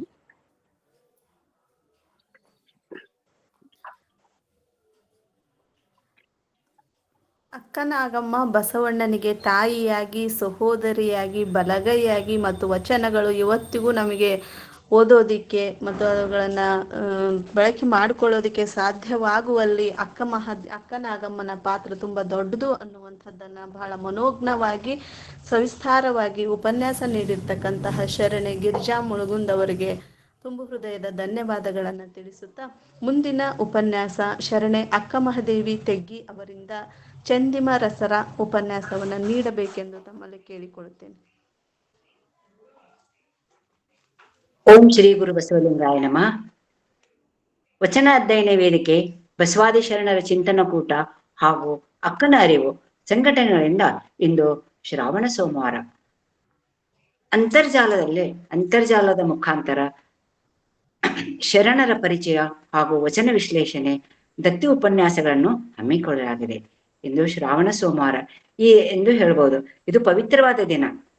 ಆದರೆ ಬಸವಾದಿ ಶರಣರಿಗೂ ಪ್ರತಿದಿನ ಪ್ರತಿಕ್ಷಣ ಪವಿತ್ರವಾದದ್ದೇ. ಕಾರಣ ನಾವು ದಿನ ವಚನ ಚಿಂತನೆ ಮಂಥನ ಮಾಡಬೇಕು. ಅದಕ್ಕಾಗಿ ನಮ್ಮ ಮಾರ್ಗದರ್ಶಕರಾದ ಶಶಿಕಾಂತ್ ಪಟ್ಟಣ್ ಸರ್ ಅವರು ಕಾರ್ಯಕ್ರಮವನ್ನ ಹಮ್ಮಿಕೊಂಡಿದ್ದಾರೆ. ಅಕ್ಕನ ಅರಿವು ಬಸವ ತತ್ವ ಆಚರಣೆಯಲ್ಲಿ ತಮ್ಮನ್ನು ಸಂಪೂರ್ಣ ತೊಡಗಿಸಿಕೊಂಡಿರುವ ಶರಣ ಶಶಿಕಾಂತ್ ಪಟ್ಟಣ್ ಸರ್ ಅವರು ಕರ್ನಾಟಕ, ಮಹಾರಾಷ್ಟ್ರ, ರಾಷ್ಟ್ರೀಯ ಮತ್ತು ಅಂತಾರಾಷ್ಟ್ರೀಯ ಮಟ್ಟದಲ್ಲಿ ಬಸವ ತತ್ವವನ್ನು ಪ್ರಸಾರ ಮಾಡುವಲ್ಲಿ ಹಾಗೂ ಅಂತರ್ಜಾಲದಲ್ಲಿ ಪ್ರತಿ ಬಾರಿ ಉತ್ತಮ ಮಾರ್ಗದರ್ಶನ ಮಾಡುವಲ್ಲಿ ಅಗ್ರಗಣ್ಯರು. ಆದ್ದರಿಂದ ಜನಾನುರಾಗಿ ಸಾಹಿತಿಗಳಾದ ಉತ್ತಮ ವಾಗ್ಮಿಗಳಾದ ಶ್ರೇಷ್ಠ ಮಾರ್ಗದರ್ಶಕರಾದ ಶರಣ ಪಟ್ಟಣ್ ಸರ್ ಅವರಿಗೆ ತುಂಬ ಹೃದಯದ ಧನ್ಯವಾದಗಳು. ಏಕೆಂದರೆ ಅವರು ಅಖಂಡವಾಗಿ 30 ದಿವಸ ಈ ಶ್ರಾವಣ ಮಾಸದಲ್ಲಿ ಉಪನ್ಯಾಸ ಮಾಲೆಯನ್ನು ಹಮ್ಮಿಕೊಂಡಿದ್ದಾರೆ. 1 ತಿಂಗಳ ಪರ್ಯಂತ ಹಮ್ಮಿಕೊಂಡಿರುವುದು ನಮಗೆಲ್ಲರಿಗೂ ಸಂತೋಷ ವಿಷಯ. ಹೀಗೆ ಹೋದ ತಿಂಗಳಿಂದಲೂ ದಿನಕ್ಕೊಬ್ಬ ಶರಣ ಮಾಲಿಕೆಯನ್ನು 31 ದಿವಸ ಅಂದ್ರೆ ಇನ್ನೂ ತನಕ ಶರಣ ಮಾಲಿಕೆ ಅಂಕಣಗಳು ಬರ್ತಾ ಇದ್ದಾವೆ. ಎಲ್ಲರೂ ಬಹಳ ಸುಂದರವಾಗಿ ಬರೆದು ಕಳಿಸ್ತಾ ಇದ್ದಾರೆ. ಎಲ್ಲರೂ ಭಾಗಿಯಾಗಿದ್ದಾರೆ. ನಮ್ಮನ್ನು ಶರಣ ತತ್ವಗಳಲ್ಲಿ ತೊಡಗಿಸಿ ಅವರ ವಿಚಾರ, ಆಚಾರ, ಅನುಭವ ಎಲ್ಲರೂ ತಿಳಿದುಕೊಳ್ಳಲು ಎಂಬುದು ಅವರ ಆಶಯ. ಅವರ ಕಾರ್ಯ ಅತ್ಯಂತ ಶ್ಲಾಘನೀಯವಾದದ್ದು. ಈಗ ಹೆಂಗ ಬಸವಣ್ಣವರು ಎಲ್ಲರಿಗೂ ಅವಕಾಶವನ್ನ ಮಾಡಿಕೊಟ್ಟಿದಾರಲ್ಲ ಅನುಭವ ಮಂಟಪದಲ್ಲಿ, ಇದು ಒಂದು ಅನುಭವ ಮಂಟಪ ಅಂತಾನೆ ಹೇಳ್ಬಹುದು. ತಾವೊಬ್ಬರೇ ವಚನಗಳನ್ನ ಬರೀಲಿಲ್ಲ ಬಸವಣ್ಣವರು. ಎಲ್ಲರಿಗೂ ಸತ್ಯಕ್ಕ, ನೀಲಮ್ಮ, ಆಮೇಲೆ ಕಾಳವೆ, ಅಂಬಿಗರ ಚೌಡಯ್ಯ ಎಲ್ಲರೂ ವಚನಗಳನ್ನ ಬರೆಸಿದ್ರು. 770 ಅಮರಗಣಗಳನ್ನೆಲ್ಲ ತಯಾರು ಮಾಡಿದ್ರು. ಹಾಗೆ ಇವರು ಸಹ ಅಕ್ಕನವರದಲ್ಲಿರುವಂತಹ ಎಲ್ಲರಿಗೂ ಅವಕಾಶವನ್ನು ಕೊಟ್ಟು ಪ್ರೋತ್ಸಾಹಿಸಿ ನಮ್ಮೆಲ್ಲರೂ ಹುರಿದುಂಬಿಸುವ ಕಾರ್ಯ ಅವರದಾಗಿದೆ. ಅವಿರಳ ಶರಣರ ಅಥವಾ ಅಪರಿಚಿತರ ಶರಣರನ್ನ ಎಲ್ಲರಿಗೂ ಪರಿಚಯಿಸುವುದು, ಅವರ ವಚನಗಳನ್ನು ತಿಳಿಸುವುದು ಅವರ ಮುಖ್ಯ ಉದ್ದೇಶವಾಗಿದೆ. ನಾನು ಇಂದು ಚನ್ನಿಮರಸರ ಕುರಿತು ವಚನ ವಿಶ್ಲೇಷಣೆ ಮಾಡುವೆ. ಅವಕಾಶ ಮಾಡಿಕೊಟ್ಟದಕ್ಕಾಗಿ ದಾನಮ್ಮ ಜಳಕಿ ಮೇಡಮ್ ಅವರಿಗೂ, ಸುಧಾ ಪಾಟೀಲ್, ಗೌರಮ್ಮ ನಾಶಿ ಅವರಿಗೂ ಅತ್ಯಂತ ಧನ್ಯವಾದಗಳು.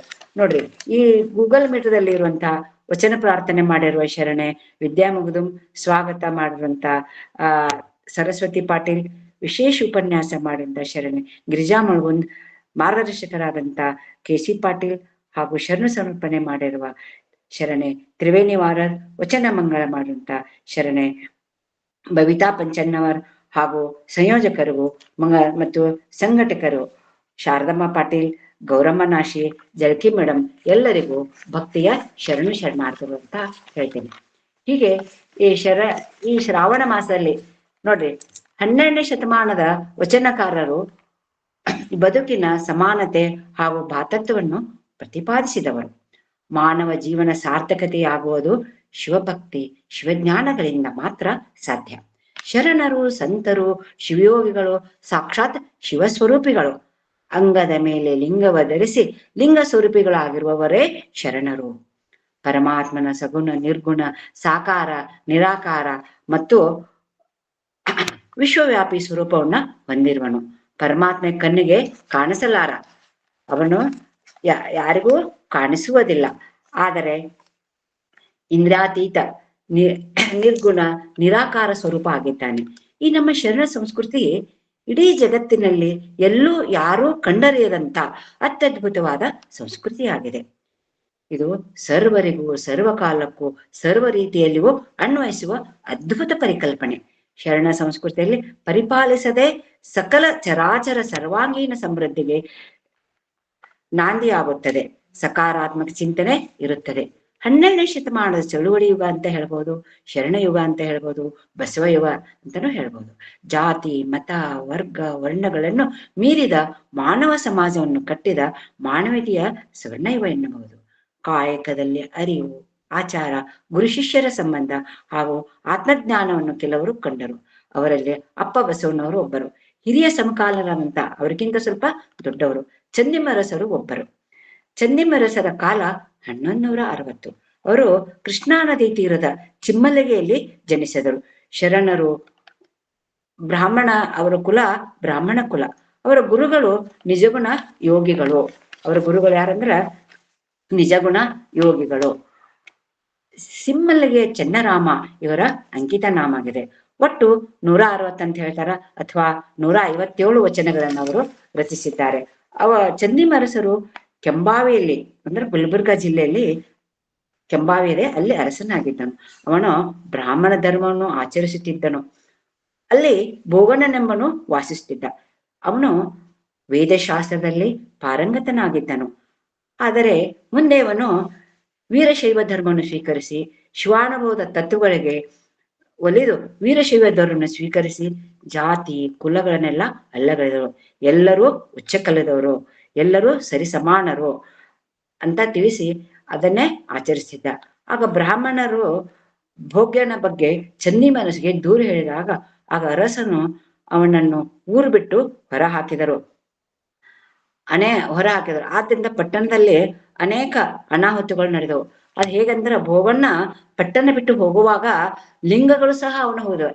ಅಂದ್ರೆ ಹೇಳ್ತಾರಲ್ರಿ, ಜಂಗಮ ದೇಹಿ ಲಿಂಗ, ಲಿಂಗ ದೇಹಿ ಜಂಗಮ ಅಂತ ಹೇಳಿ. ಹಾಗೆ ಲಿಂಗಗಳೆಲ್ಲ ಹೋದವು. ಅತ್ಯಂತ ಅನಾಹುತಗಳನ್ನು ಕಂಡು ಆ ಬ್ರಾಹ್ಮಣರು, ಏನಪ್ಪಾ ಎಲ್ಲಾ ಲಿಂಗಗಳು ಹೋದವು, ಮುಂಜಾನೆ ಎದ್ದು ಕೂಡ ದೇವಸ್ಥಾನ ಹೋದ್ರೆ ಬರೀ ಖಾಲಿ ಪೀಠಗಳಿದ್ವು ಅಲ್ಲಿ. ಈ ಪೀಠಗಳನ್ನ ನೋಡಿ ಅವ್ರಿಗೆಲ್ಲ ಗಾಬರಿ ಆಗಿ ಮತ್ತೆ ಚನ್ನಿಮನಸ ಹತ್ರ ಬಂದು ಹೇಳ್ತಾರೆ, ನೀವು ಹೇಗಾದ್ರೂ ಮಾಡಿ ಆ ಭೋಗನನ್ನು ಕರೆಸ್ರಿ, ಲಿಂಗಗಳು ಬರ್ತಾವಂತ. ಮುಂದೆ ಅವನು ಪಶ್ಚಾತ್ತಾಪ ಪಟ್ಟು ಭೋವಣ್ಣನನ್ನು ಬರಮಾಡಿಕೊಂಡನು. ಅತ್ಯಂತ ಆಧಾರದಿಂದ ಬರಮಾಡಿಕೊಂಡು ಅವನ ಜೊತೆಗೆ ಲಿಂಗಗಳು ಸಹ ಬಂದವು. ಅವು ಹೇಗ್ ಬಂದ್ವು ಅಂದ್ರ ಅಂತರಿಕ್ಷದಲ್ಲಿ, ಅಂದ್ರೆ ಆಕಾಶದಲ್ಲಿಂದ ಬಂದವು, ಹರಿದಾಡಿ ಬಂದವು. ಭೂಮಿಯ ಮೇಲೇನೋ ಉರುಳುತ್ತಾ ಬಂದವು. ಮತ್ತೆ ಗರ್ಭಗುಡಿ ಬಾಗಿಲ ಹತ್ತಿತ್ತಲ್ಲ, ಅಲ್ಲಿಂದ ಸಹ ಬಾಗಿಲನ್ನು ಒಡೆದು ಸಹ ಬಂದವು. ಇದೇನು ಲಿಂಗದ ಜಾತ್ರೆ ಏನೋ ಅಂತ ಅನಿಸ್ತಿತ್ತು. ಹೀಗೆ ಲಿಂಗಗಳು ಬಂದು ಅತ್ಯಂತ ಖುಷಿಯಿಂದ, ಮತ್ತೆ ನಾವು ಇಲ್ಲಿ ಬಂದೀವಲ್ಲ ಅಂತ ಖುಷಿಯಿಂದ ಏನ್ ಮಾಡಿದ್ವು ಅಂದ್ರ, ಅವು ತಮ್ಮ ಉತ್ಸಾಹದಿಂದ ದೊಡ್ಡ ಪೀಠಗಳ ಮೇಲೆ ಸಣ್ಣ ಲಿಂಗವು ಕುಳಿತವು, ಸಣ್ಣ ಪೀಠದ ಮೇಲೆ ದೊಡ್ಡ ಲಿಂಗವು ಕುಳಿತವು. ಇದು ಹೇಗಂತಂದ್ರ ಈ ಭೋಗಯ್ಯನ ಕುರು ಅವನ ಅರಿವನ್ನ ತಿಳಿಸಬೇಕನ್ನೋದು ಇದೊಂದು ಕುರು ಎಂದು ಮಹಾಕವಿ ಹರಿಹರನು ತನ್ನ ರಗಳೆಯಲ್ಲಿ ಪ್ರಸ್ತಾಪಿಸಿದ್ದಾನೆ. ಮುಂದೆ ಇದರಿಂದ ಎಲ್ಲರೂ ಸಂತೋಷ ಪಟ್ಟರು. ಅದಕ್ಕಾಗಿ ಈ ಚಂದಿಮರಸನು ತಾನು ವೀರಶೈವ ಧರ್ಮವನ್ನ ಸ್ವೀಕರಿಸಿದ. ತನ್ನ ರಾಜ್ಯವನ್ನು ಪರಿತ್ಯಜಿಸಿ ಕೃಷ್ಣಾ ನದಿ ತೀರದಿರುವ ಚಿಮ್ಮಲ್ಗೆ ಎಂಬ ಗ್ರಾಮದಲ್ಲಿ ನೆಲೆಸಿದನು. ಈಗ ಅದು ಬಾಗೇವಾಡಿ ತಾಲೂಕಿನಲ್ಲಿ ಇದೆ. ಶಿವಾನುಭವದ ತತ್ವಗಳನ್ನು ಮನುಷ್ಯನ ಮನೋವೃತ್ತಿಯಲ್ಲಿ ಎಂಥ ಪರಿಣಾಮಗಳನ್ನುಂಟು ಮಾಡುವುದಕ್ಕೆ ಇದೊಂದು ಉತ್ತಮವಾದಂತ ಉದಾಹರಣೆಯಾಗಿದೆ. ಚಂದಿಮರಸನು ಗುರು ನಿಜಗುಣರಿಂದ ದೀಕ್ಷೆಯನ್ನು ಪಡೆದನು. ನಿಜಗುಣರು ಶ್ರೇಷ್ಠ ವಚನಕಾರರು. ಅವರ ಅಂಕಿತ ನಾಮ ನಿಜಗುಣ ಯೋಗಿಯ ಯೋಗ. ಅವರು ನಿಜಗುಣರು ಅಂತರ್ಧಾನ, ಅವನ ಅರಿವು, ಅವನ ಯೋಗ, ಇವುಗಳ ಸ್ವರೂಪವನ್ನು ಬಹಳ ಚೆನ್ನಾಗಿ ಹೊಗಳಿದ್ದಾರೆ ಚಂದಿಮರಸರು. ಹಾಗೆ ಇವರು ಎಲ್ಲಾ ಶಿವಾನುಭವ ಗೋಷ್ಠಿಗಳಲ್ಲಿ ಮತ್ತು ವಚನ ಸಾಹಿತ್ಯದಲ್ಲಿ ಅಗ್ರಗಣ್ಯರಾಗಿದ್ದಾರೆ.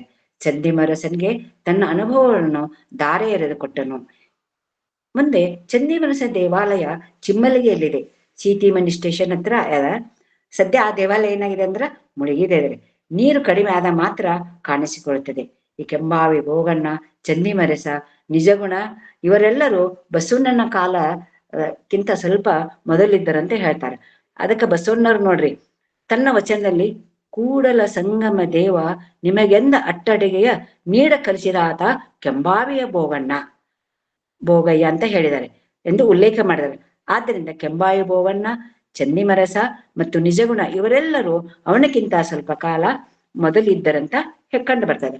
ಗುರು ನಮ್ಮ ಅಜ್ಞಾನವನ್ನು ಕಳೆದು ಜ್ಞಾನದ ಜ್ಯೋತಿಯನ್ನು ಬೆಳಗುವ ಸಂಸ್ಕಾರ ಬಲದಿಂದ ನಮ್ಮನ್ನು ಮಂತ್ರಗ್ರಹಿಯನ್ನಾಗಿಸುವನು. ಸ್ವಪ್ರಯತ್ನದಿಂದ ನಿಜಗುಣ ನಿರ್ಗುಣ ನಿರಾಕಾರನಾಗಿರೋ ಪರಬ್ರಹ್ಮನ್ನು ಕಾಣಲು ಸಾಧ್ಯ ಆಗೋದಿಲ್ರಿ. ಅದಕ್ಕ ಗುರು ಕಾರುಣ್ಯವೇ ಮುಖ್ಯವಾದದ್ದು. ಅದಕ್ಕೆ ಒಂದು ವಚನ ಹೇಳ್ತಾರಲ್ಲ, ಗುರು ಕಾರುಣ್ಯವೇ ಸದಾಚಾರ, ಗುರು ಕಾರುಣ್ಯವೇ ಶಿವಾಚಾರ, ಗುರು ಕಾರುಣ್ಯವೇ ಪ್ರಸಾದ ರುಚಿ, ಮುಂದೆ ಗುರು ಹಿಂದೆ ಲಿಂಗ ಕೂಡಲ ಸಂಗಮ ದೇವ. ಅಪ್ಪ ಬಸವನ ವಚನವನ್ನು ನಾವಿಲ್ಲಿ ಜ್ಞಾಪಿಸಿಕೊಳ್ಳಬಹುದು. ತನ್ನ ಉಪದೇಶದಿಂದ ಗುರುಗಳು ನಿಜಗುಣ ಯೋಗಿ ತನ್ನ ಉಪದೇಶದಿಂದ ಕಾಯದ ಕತ್ತಲೆಯನ್ನು, ಮನದ ಮಾಲಿನ್ಯವನ್ನು ಕಳೆದರು. ಆದ್ದರಿಂದ ಚಂದಿಮರಸನು ತನ್ನ ವಚನಗಳಲ್ಲಿ ಗುರುವಿನ ಬಗ್ಗೆ ಉಲ್ಲೇಖಿಸುವುದನ್ನು ನಾವು ಕಾಣಬಹುದು. ಚಂದಿಮರಸನು ನಿಜಗುಣನ್ನು 15ನೇ ಶತಮಾನದಲ್ಲಿ ಆಗಿ ಹೋದ ಗಣಲಿಂಗನು ತನ್ನ ವಚನದಲ್ಲಿ ಅವರನ್ನು ಈ ರೀತಿಯಾಗಿ ಸ್ತುತಿಸಿದ್ದಾನೆ. ಹೇಗೆಂತಂದ್ರ ನೋಡ್ರಿ,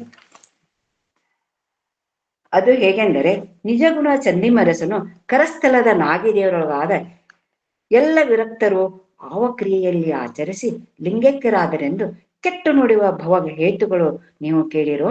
ಅವರು ತುಂಬಿದ ತೊರೆಯ ಸಂಭ್ರಮದಿಂದ ಹಾಯ್ದರು. ಶಕ್ತಿಯ ಮುಂದೆ ಹಾಲು, ಬೋಣ, ಹಣ್ಣು, ಕಜ್ಜಾಯ ನಿಕ್ಕಿರಲು ಆ ಶಕ್ತಿಯು ಮಾತನಾಡಿದಾಗ ಉಂಡರು. ಹೀಗೆ ಸ್ತುತಿಸಿದ್ದಾರೆ.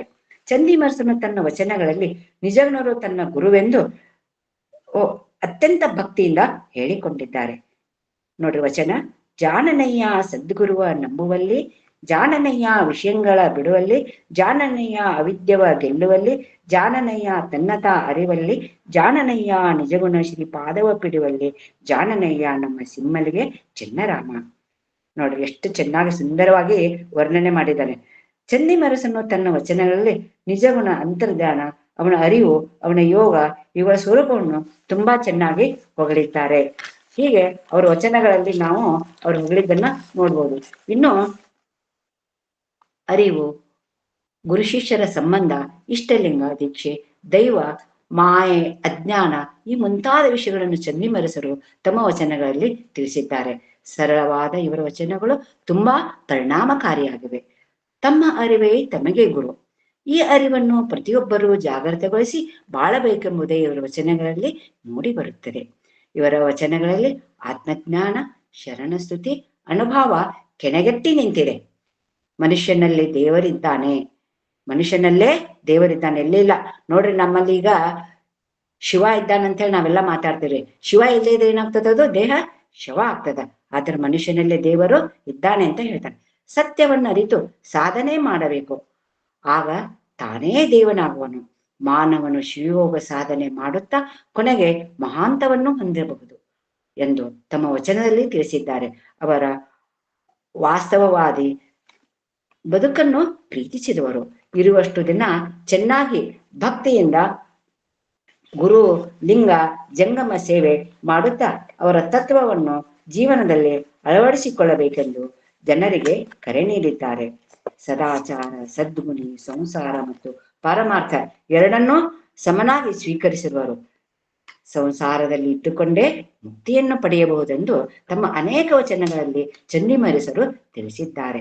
ಸಮಾಜದ ಓರೆ ಕೋರೆಗಳನ್ನು ತಮ್ಮ ವಚನಗಳಲ್ಲಿ ಸೆರೆ ಹಿಡಿದಿದ್ದಾರೆ.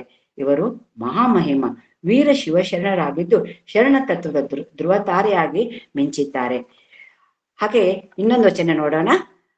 ಮಣ್ಣು ಕಳೆದ ಮಡಿಕೆಯಲ್ಲಿ, ಹೊನ್ನು ಕಳೆದ ತೊಡಿಗೆಯಲ್ಲಿ, ಚೆನ್ನ ಕಳೆದ ಜಗವಿಲ್ಲ, ತಾನೇ ತನ್ನಿಂದ ಅನ್ನವಿಲ್ಲ, ಸುಖ ದುಃಖ ಬಂಧ ಮೋಕ್ಷಗಳಿಲ್ಲದ, ನಾಹಂ ಎಂದೆನಲ್ಲಿಲ್ಲ, ಕೋಹಂ ಎಂದನಲ್ಲಿಲ್ಲ, ಸೋಹಂ ಎಂದನಲ್ಲಿಲ್ಲ, ನುಡಿಗೆ ನಡೆಯನ್ನೆನೆ ಏನೂ ಇಲ್ಲದ ಸಚ್ಚಿದಾನಂದ, ನಿತ್ಯ ಪರಿಪೂರ್ಣನೆ ನೀನೇ ಸಿಮ್ಮಲಿಗೆ ಚೆನ್ನರಾಮ. ಹೀಗೆ ಅತ್ಯಂತ ತನ್ನ ಭಕ್ತಿಯಿಂದ ಸಿಮ್ಮಲಿಗೆ ಚೆನ್ನರಾಮನನ್ನ ನೆನೆಸಿದ್ದಾರೆ.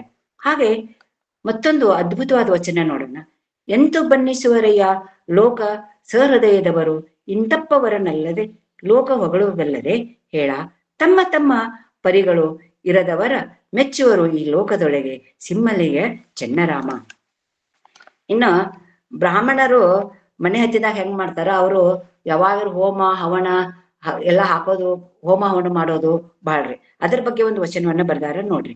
ಕಿಚ್ಚು ದೈವವೆಂದು ಹವಿಯ ಬೀಳುವರು, ಕಿಚ್ಚು ಹಾರುವವರ ಮನೆ ಸುಡುವಾಗ ಬಚ್ಚಲ ಕೆಸರು ಬೀದಿಯ ಧೂಳು ಚೆಲ್ಲಿ ಬೊಬ್ಬಿದ್ದು ಎಲ್ಲರ ಕರೆವರು, ಸಿಮ್ಮಲಿಗೆ ಚೆನ್ನರಾಮನ ಮಂತ್ರ ತಪ್ಪಿದ ಬಳಿಕ ವಂದಿಸುವುದು ಬಿಟ್ಟು ನಂದಿಸುತ್ತಿಪ್ಪರು. ನೋಡ್ರಿ ಅದರ ವಿಶ್ಲೇಷಣೆ. ಬ್ರಾಹ್ಮಣರು ತಮಗೆ ಬೇಕಾದ ಎಲ್ಲ ವಸ್ತುಗಳನ್ನು ದೇವರಿಗೆ ಆವಿರ್ಭವಿಸಿ 33 ಕೋಟಿ ದೇವತೆಗಳಿದ್ದಾರೆ ಅಂತ ಹೇಳ್ತಾರೆ. ನಿಜವಾಗಿ ಎಲ್ಲ ಧರ್ಮವು ಶೋಧನೆ ಮಾಡಿ ಅನುಭವಿಸಿ ಜಗತ್ತಿಗೆ ಒಬ್ಬನೇ ದೇವರೆಂದು ಅನುಭವ ಗಮ್ಯ ಪಡೆದು ಜೀವನದಲ್ಲಿ ಆತ್ಮತೃಪ್ತಿಯನ್ನು ಪಡೆದರು. ಆದರೆ ಈ ಬ್ರಾಹ್ಮಣರು ಜಾಣರು, ತಮ್ಮ ಜನಾಂಗದವರು ಕೊನೆಯವರೆಗೂ ಅನ್ನ ಸಂತೃಪ್ತಿಯಿಂದ ಜೀವನ ಸಾಗಿಸಲಿ ಎಂಬ ಉದ್ದೇಶದಿಂದ ಪುರೋಹಿತ ಶಾಹಿಯನ್ನು ಮುಂದೆ ಮಾಡಿ ಹಕ್ಕನ್ನೇ ಸಾಧಿಸಿದರು. ಪಂಚಭೂತಗಳಿಗೆ ಕಲ್ಪನೆ ಕೊಟ್ಟು ಅಗ್ನಿ ದೇವತೆಗಳೇ ಒಳ್ಳೆಯ ವಸ್ತು, ಹಾಲು, ತುಪ್ಪ, ರೇಷ್ಮೆ, ಗಂಧದ ಕಟ್ಟಿಗೆ ಮುಂತಾದವುಗಳನ್ನು ಅಗ್ನಿ ದೇವತೆಗಳಿಗೆ ಸಮರ್ಪಿಸುತ್ತಾರೆ. ಅವಿಚಾರಾತ್ಮಕ ಯಜ್ಞ ಕಾರ್ಯಗಳು ನಡೀತಾನೆ ಇರ್ತಾವ. ಆಶ್ಚರ್ಯದ ಸಂಗತಿಯಲ್ಲವೇ? ಇಂದಿನ ವಿಜ್ಞಾನಿಗಳು ಸಹ ಮೋಜಿನ ಸಂಗತಿಯಾಗಿದೆ. ಪೂಜಿಸಿಕೊಳ್ಳುವ ಇದೇ ಅಗ್ನಿದೇವರು ಬ್ರಾಹ್ಮಣನ ಮನೆಯಲ್ಲಿ ಸುಡುವಾಗ ಚೀರಿ ಜನರನ್ನು ಕೂಡಿಸಿ ಬಚ್ಚಲ ನೀರು ಕೆಸರು ಮಣ್ಣು ಎರಚುವರು. ಬೆಂಕಿ ನಂದಿಸಲು ಅಗ್ನಿಶಾಮಕ ದಳದವರು ಕರೆಯುವುದಕ್ಕಿಂತ ಮುಂಚೆ ಎಲ್ಲರೂ ಸೇರ್ಕೊಂಡು ಓಂ ಅಗ್ನಿದೇವಾಯ ಸ್ವಾಹ, ಓಂ ಅಗ್ನಿದೇವಾಯ ಸ್ವಾಹ ಎಂಬ ಮಂತ್ರವನ್ನೇಕೆ ಉಚ್ಚರಿಸುವುದಿಲ್ಲ?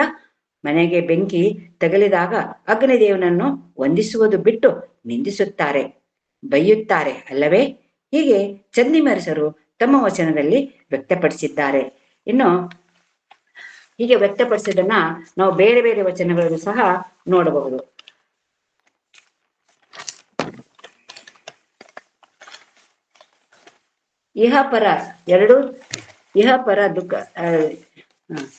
ಇಹಪರ ಎರಡೂ ದಿಕ್ಕಿನಲ್ಲಿಯೂ ಇರುವುದು ಹೇಗೆ? ಇಹಪರ ಎರಡೂ ದಿಕ್ಕಿನಲ್ಲಿ ಇರುವುದು ಹೇಗೆ? ನೇಯ ಹತ್ತದ ನಾಲಿಗೆಯಂತೆ, ಹುಡಿ ಹತ್ತದ ಗಾಳಿಯಂತೆ, ಕಾಡಿಗೆ ಹತ್ತದ ಆಲೆಯಂತೆ ಎದ್ದೆಣ್ಣೆಯ ಸಿಮ್ಮಲಿಗೆ ಚನ್ನರಾಮನೆಂಬ ಲಿಂಗದಲ್ಲಿ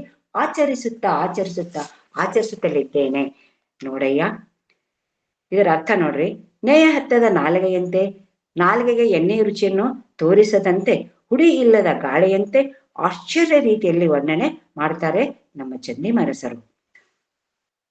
ಇಹಪರವೆಂಬ ಇದ್ದ ದೆಸೆಯವರನ್ನ ಹೊಸತು ಇದು ಸಂಸಾರ, ಭೂಲೋಕ ಸ್ವರ್ಗಲೋಕ ಎರಡರಲ್ಲೂ ಇದ್ದಂತ ನಿನ್ನ ಪರಿ ಏನು ಅದಲ್ಲ, ಅದು ಹೊಸದು. ಸಂಸಾರದಲ್ಲೂ ನೀ ಇರುವೆ, ಸಂಸಾರದ ಆಚೆಗೂ ಇರುವೆ, ಏಕೋ ಇದು ನನಗೆ ಹೊಸತು ಅನಿಸುತ್ತದೆ ಎಂದು ಉದ್ಗಾರ ವಾಚನನ್ನ ತೆರೆದಿದ್ದಾರೆ. ಇಹಪರ ಎರಡೂ ದಿಕ್ಕಿನಲ್ಲಿ ಇರುವುದು ಹೇಗೆ?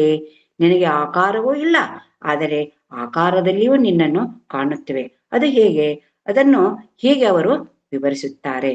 ನೇಯ ಹತ್ತಿದ ನಾಲಿಗೆಯಂತೆ, ಗಾಳಿಯೊಳಗಿನ ಧೂಳ ಇಲ್ಲದಂತೆ, ಕಾಡಿಗೆ ಹತ್ತದ ಆಲಿಯಂತೆ, ಕಾಡಿನೊಳಗೆ ಕೂಗಿದರೂ ಧ್ವನಿ ಕೇಳದಂತೆ ಎದ್ದೆನೆಯ.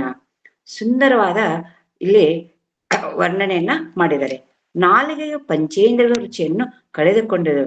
ನನ್ನ ಪ್ರಾಣಕ್ಕೆ ಜೀವಕ್ಕೆ ಈಗ ಯಾವ ಆಸೆ ಆಕಾಂಕ್ಷೆಗಳು ಇಲ್ಲ, ಹಾಗಾಗಿ ಯಾವ ಧೂಳವು ನನಗೆ ಸೋಂಕುವುದಿಲ್ಲ. ಕಾಡಿನಲ್ಲಿ ಎಷ್ಟೇ ಅರಚಿದರೂ ಕೂಡ ಅದು ಪ್ರತಿಧ್ವನಿಸುವುದಿಲ್ಲ. ಹಾಗೂ ನನ್ನೊಳಗೆ ಇದ್ದೇನೆ, ಹಾಗೆ ನನ್ನೊಳಗೆ ನಾ ಇದ್ದೇನೆ. ನನ್ನ ಮನಸ್ಸನ್ನು ತಿರುಗಿಸುವಂತ ಎಷ್ಟೇ ವಿಷಯ ಭೋಗಗಳು ನನ್ನ ಸುತ್ತಲೂ ಆಡಿದರೂ ಕೂಡ ನಾನು ಅವುಗಳ ವಾಸನೆಯನ್ನು ಕೂಡ ಆಸ್ವಾದಿಸುವುದಿಲ್ಲ. ಬೇಕಾದಷ್ಟು ನನ್ನ ಕಣ್ಣು ಮುಂದೆ ಸುರುಮಳೆಗೈದರೂ ಸಹ ಹೊರಳಿ ನೋಡುವುದಿಲ್ಲ. ಹುಡಿ ಹತ್ತದ ಗಾಳಿಯಂತೆ ನಾನಿದ್ದೇನೆ, ನಾನು ಇದ್ದೂ ಇಲ್ಲದಂತೆ ನಾನಿದ್ದೇನೆ.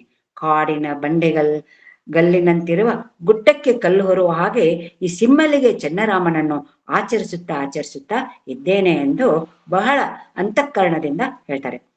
ನಮ್ಮದೆಲ್ಲ ಏನಾಗಿದೆ ಅಂದ್ರೆ ಢಾಂಬಿಕ ಭಕ್ತಿ ಆಗಿದೆ, ಅಂತರ್ಭಾವ ಶೂನ್ಯವಾಗಿದೆ ಅಂತ ಹೇಳಬಹುದು. ಇನ್ನು ನೀನು ಎಂಬುದು ಇಲ್ಲಿ ಇಹಪರವೆಂಬ ಇದ್ದು ದೆಸೆಯಾಗಿರುವ ಪರಿ, ಎರಡರಲ್ಲಿಯೂ ಇರುವ ನಿನ್ನ ಪರಿ ಸೋಜಿಗವಲ್ಲವೇ? ಉದಾಹರಣೆ, H2O ಸಹ ಇರುವೆ, H2ದಲ್ಲಿಯೂ ಇದ್ದಾನೆ, ಓದಲ್ಲಿಯೂ ಇದ್ದಾನೆ, ಎಷ್ಟು ನೀರಿನ ಸೂತ್ರದಲ್ಲಿಯೂ ಇದ್ದಾನೆ. ನೀರು ಎರಡು ಘಟಕಗಳಿಂದ ಕೂಡೈತಿ, ಎಲ್ಲರಿಗೂ ಗೊತ್ತಿದೆ. H2+O ಇವೆರಡರಲ್ಲಿಯೂ ಭಗವಂತನಿದ್ದಾನೆ. ಆದರೆ H2ನೇ ಬೇರೆ, ಓನೇ ಬೇರೆ. ಆದರೆ ಹೈಡ್ರೋಜನ್ ಮತ್ತು ಆಮ್ಲಜನಕ ಇವೆರಡೂ ಕೂಡಿದಾಗ ನೀರಾಗ್ತದೆ. ಹಾಗೆ ನೀರೊಳಗೂ ಇದ್ದೇನೆ, ನೀರನ್ನು ಬೇರ್ಪಡಿಸಿದರೆ ಅದರಲ್ಲಿಯೂ ಇದ್ದೇನೆ. ಬಯಲಲ್ಲೂ ಇರುವೆ, ಬಯಲಲ್ಲಿ ಕಟ್ಟಿದ ಗುಡಿಯಲ್ಲೂ ಇರುತ್ತೇನೆ ಅಂತ ಹೇಳ್ತಾರೆ. ಇದು ಎಂಥ ವಿಚಿತ್ರ ಅಲ್ವಾ ಎಂದು ಚನ್ನಿಮರಸರು ವ್ಯಕ್ತಪಡಿಸುತ್ತಾರೆ. ಚನ್ನಿಮರಸರು ಕೊನೆಗೆ ಚಿಮ್ಮಲಿಗೆಯಲ್ಲಿಯೇ ಸಮಾಧಿಸ್ಥರಾದರು. ಅಲ್ಲಿ ನಾವು ಅವರ ಸಮಾಧಿಯನ್ನ ನೋಡಬಹುದು. ಚನ್ನಿಮರಸನು ಅಮೂಲ್ಯವಾದ ವಚನಗಳನ್ನು ನಾವೆಲ್ಲ ಅಳವಡಿಸಿಕೊಳ್ಳಬೇಕು. ನಮ್ಮ ಅರಿವೇ ನಮಗೆ ಗುರು ಎಂಬುದನ್ನ ಜಾಗೃತಗೊಳಿಸಿಕೊಂಡು ನಮ್ಮ ಜೀವನವನ್ನೆಲ್ಲ ನಾವು ಪಾವನಗೊಳಿಸಬೇಕು. ನೋಡ್ರಿ, ಇನ್ನೊಂದು ವಚನ. ನಿಚ್ಚ ಮುಟ್ಟಿ ನಿಚ್ಚ ಅಗಲುವುದು ಕಂಡೆ, ನಾಚಿತಯ್ಯ ಎನ್ನ ಮನ ನಾಚಿತ್ತು. ಸಂದಿಲ್ಲದಲ್ಲಿ ಸಂದ ಮಾಡಿದರು ಸಿಮ್ಮಲಿಗೆಯ ಚನ್ನರಾಮನೆಂಬ ಲಿಂಗದಲ್ಲಿ. ಸಂಸಾರದ ಸಂಬಂಧಿಗಳು. ಇನ್ನ ಹುಲ್ಲ ಮನುಷ್ಯನ ಕಂಡು ಹುಲ್ಲೆತಾ ಬೆದರುವಂತೆ, ಇಲ್ಲದ ಶಂಕೆಯಲ್ಲ ಉಂಟೆಂಬಣ್ಣಕ್ಕ ಅದರಲ್ಲಿ ರೂಪ ಇತ್ತು. ಹೇಡಿಗಳನ್ನ ಹೇಡಿಸಿ ಕಾಡಿತ್ತು ಸಿಮ್ಮಲಿಗೆಯ ಚನ್ನರಾಮನೆಂಬ ಭಾವದ ಗಸನಿ. ಇನ್ನ ಇದರದ ವಿಚಾರ ಏನಂತಂದ್ರ ನೋಡ್ರಿ, ವಿಶ್ಲೇಷಣೆ. ಇಲ್ಲದನ್ನು ಇದೆ ಎಂದು, ಇರುವುದನ್ನು ಇಲ್ಲವೆಂದು ಮನದಲ್ಲಿ ಕಲ್ಪಿಸಿಕೊಂಡು, ಈ ಮನುಷ್ಯನ ಸ್ವಭಾವವೇ. ಯಾವ್ದ ನಮ್ಮಲ್ಲಿ ಇಲ್ಲಲ್ಲ, ಅದೈತಾಳ ಅಂತ ಹೇಳಿ ಎಲ್ಲ ಹೇಳ್ತಾರೆ. ಅದು ಇರುವುದಿಲ್ಲ, ಅದ್ರ ಬಗ್ಗೆ ಬಹಳ ಚಿಂತೆ ಮಾಡ್ತಾರೆ. ಜೀವನದ ಪ್ರತಿಯೊಂದು ಗಳಿಗೆಯಲ್ಲೂ ಕಳವಳ, ತಲ್ಲನ, ಅನುಮಾನ, ಗಾಬರಿ ಆತಂಕಕ್ಕೆ ಒಳಗಾಗಿ ಮಾನಸಿಕ ಜಂಜಾಟದಿಂದ ನರಳುತ್ತಿರುವ ಹೇಡಿಗಳಿಗೆ, ಅಂಜುಬುರುಕರಿಗೆ, ಪುಕ್ಕಳುತನದ ವ್ಯಕ್ತಿಗಳಿಗೆ ಜೀವನದಲ್ಲಿ ಎಂದೆಂದಿಗೂ ನೆಮ್ಮದಿ ದೊರೆಯುವುದಿಲ್ಲವೆಂದು ಈ ವಚನದಲ್ಲಿ ಸ್ಪಷ್ಟವಾಗಿ ಹೇಳಿದ್ದಾರೆ. ಹಾಗೆ ವಚನಗಳಲ್ಲಿ ಅನೇಕ ವಿಷಯಗಳನ್ನು ಅವರು ತಿಳಿಸಿದ್ದಾರೆ. ಇನ್ನ ಮತ್ತೊಂದು ನೋಡ್ಬೋದು ನೋಡ್ರಿ, ತನ್ನದಾದಡೇನು ಕನ್ನಡಿ, ಅನ್ಯರದಾದಡೇನು ಕನ್ನಡಿ, ತನ್ನ ರೂಪ ಕಂಡಡೆ ಸಾಲದೆ, ಸದ್ಗುರು ಆವಣಾದಡೇನು ತನ್ನ ಅರುಹಿಸಿದಡೆ ಸಾಲದೆ, ಸಿಮ್ಮಲಿಗೆ ಚೆನ್ನರಾಮ. ನೋಡ್ರಿ, ಊರಿಗೆ ದಾರಿ ಯಾರು ತೋರಿದರೇನೋ ಹಾಗೆ ಸದ್ಗುರು ಯಾರಾದರೇನೋ ನಮ್ಮನ್ನು ತಿಳಿಸಿ ನಮ್ಮನ್ನು ಶಿಷ್ಯನನ್ನಾಗಿ ಮಾಡಿ ತನ್ನೆಲ್ಲ ಧಾರೆ ಮಾಡಿಕೊಟ್ರೆ ಸಾಕು. ಮಾನವರ ಬದುಕಿನಲ್ಲಿ ಯಾವುದು ಸರಿ, ಯಾವುದು ತಪ್ಪು, ಯಾವುದು ಒಳ್ಳೆಯದು, ಯಾವುದು ಕೆಟ್ಟದ್ದು ಎಂಬುದನ್ನು ವಿಂಗಡಿಸಿ ತಿಳಿಯುವಂತ ಅರಿವನ್ನು ಮೂಡಿಸಿ ತಪ್ಪನ್ನು ಕೆಟ್ಟದ್ದನ್ನು ತೊರೆದು ಒಳಿತಿನ ಹಾದಿಯಲ್ಲಿ ನಡೆಯುವಂತೆ ಮಾಡಿ ನಮ್ಮ ವ್ಯಕ್ತಿತ್ವವನ್ನು ರೂಪಿಸುವಲ್ಲಿ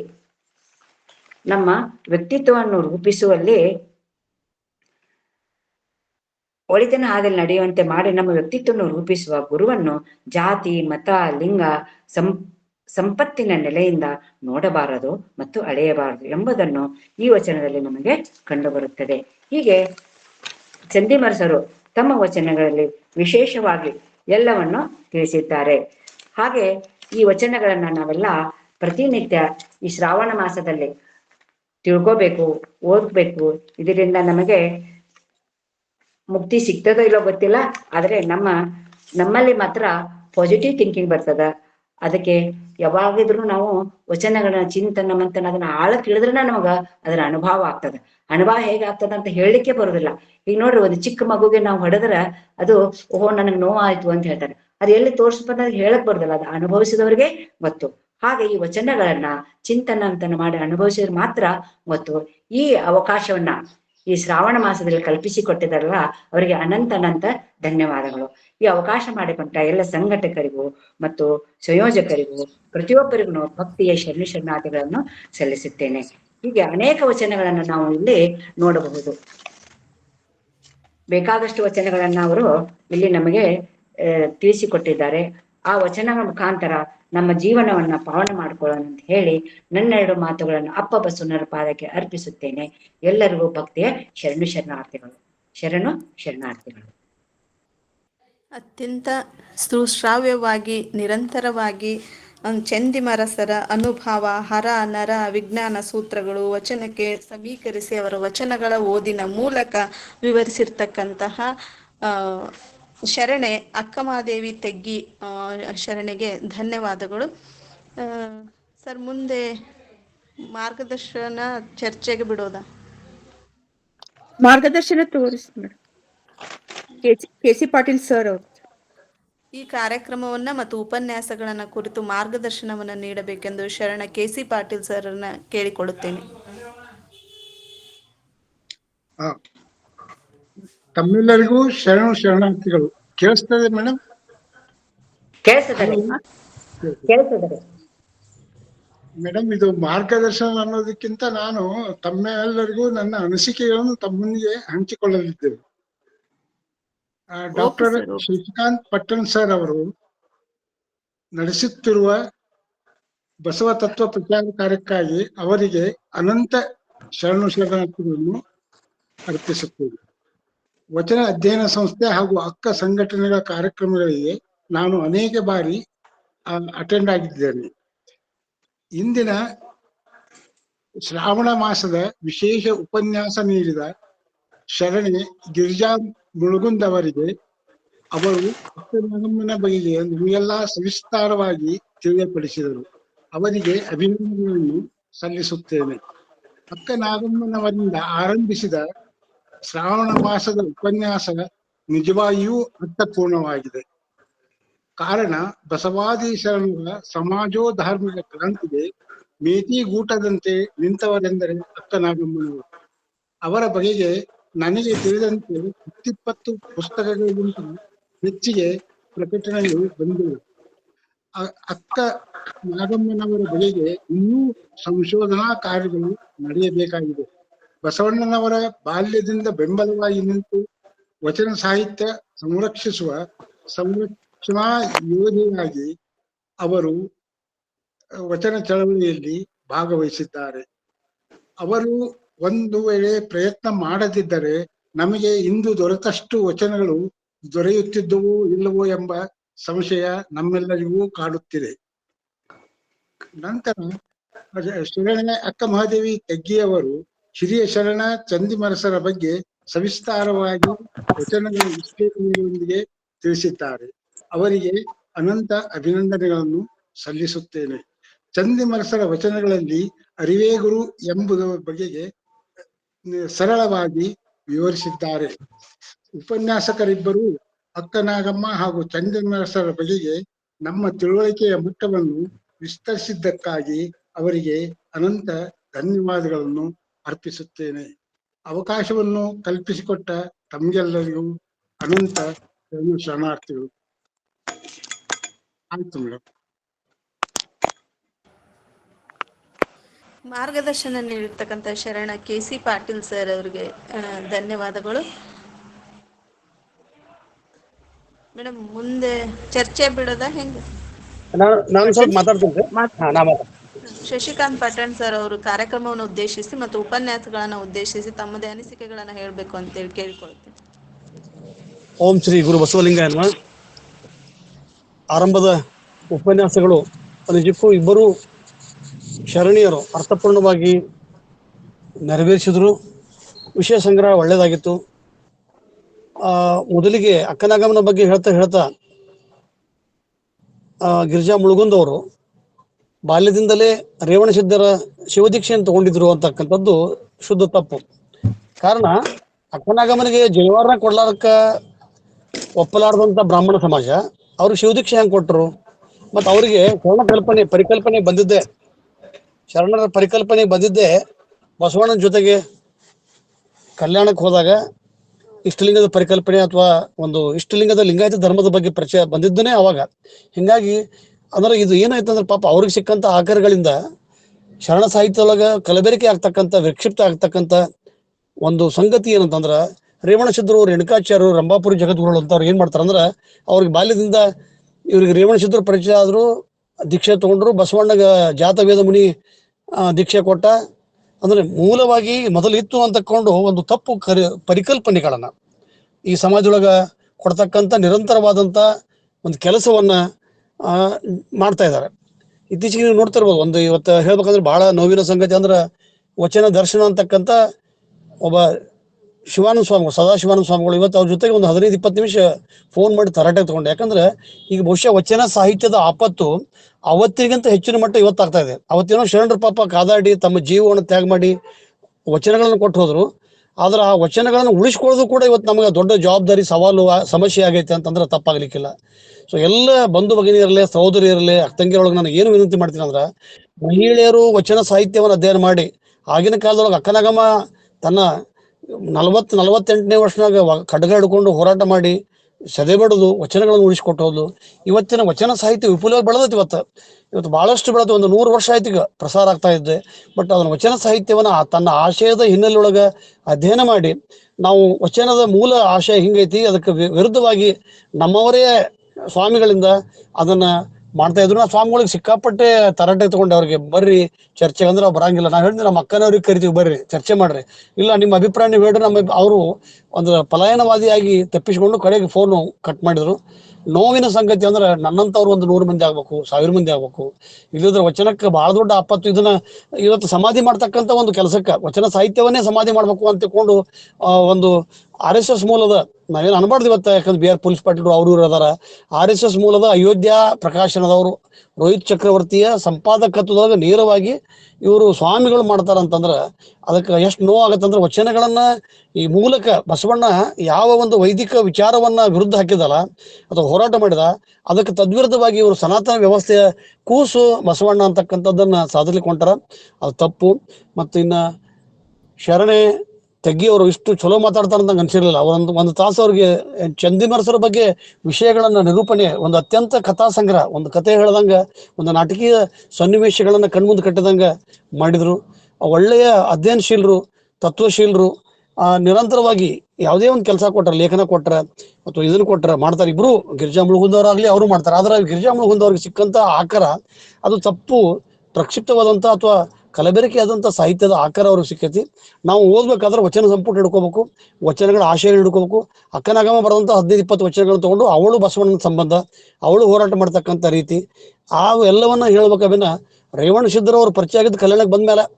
ಕಲ್ಯಾಣಕ್ಕೆ ರೇವಣ ಸಿದ್ಧರಿಗೆ ಬಂದ್ಮೇಲೆ ಪರಿಚಯ ಆಗೈತೆ. ಅಂಗದಲ್ಲಿ ಉದಿಸಿದಾತ ರೇವಣ ಸಿದ್ಧ, ಕಲ್ಲಿನ ಹೇಳ್ತಾರ, ಲಿಂಗದಲ್ಲಿ ಉದಿಸಿದಾತ ರೇವಣ ಸಿದ್ಧ, ಅಂಗದಲ್ಲಿ ಉದಿಸಿದಾತ ಮಡಿವಾಳ ಮಾಚಿದೇವ, ಮಂತ್ರದಿಂದ ಹುಟ್ಟಿದವ ನಿಮ್ಮ ಸೋದರ ಮಾವ ಬಸವಣ್ಣ, ಪ್ರಸಾದದಿಂದ ಹುಟ್ಟಿದವ ನೀನಲ್ಲವೇ ಚನ್ನ ಬಸವಣ್ಣ ಅಂತಕ್ಕಂಥ ಒಂದು ವಚನ ಹೇಳ್ತಾರ. ಆಯಾ ಪ್ರಜ್ಞೆಗಳಿಂದ ಮೂಲಕ ಹುಟ್ಟಿದಂತ ಇದನ್ನ ಹೇಳ್ತಾರ.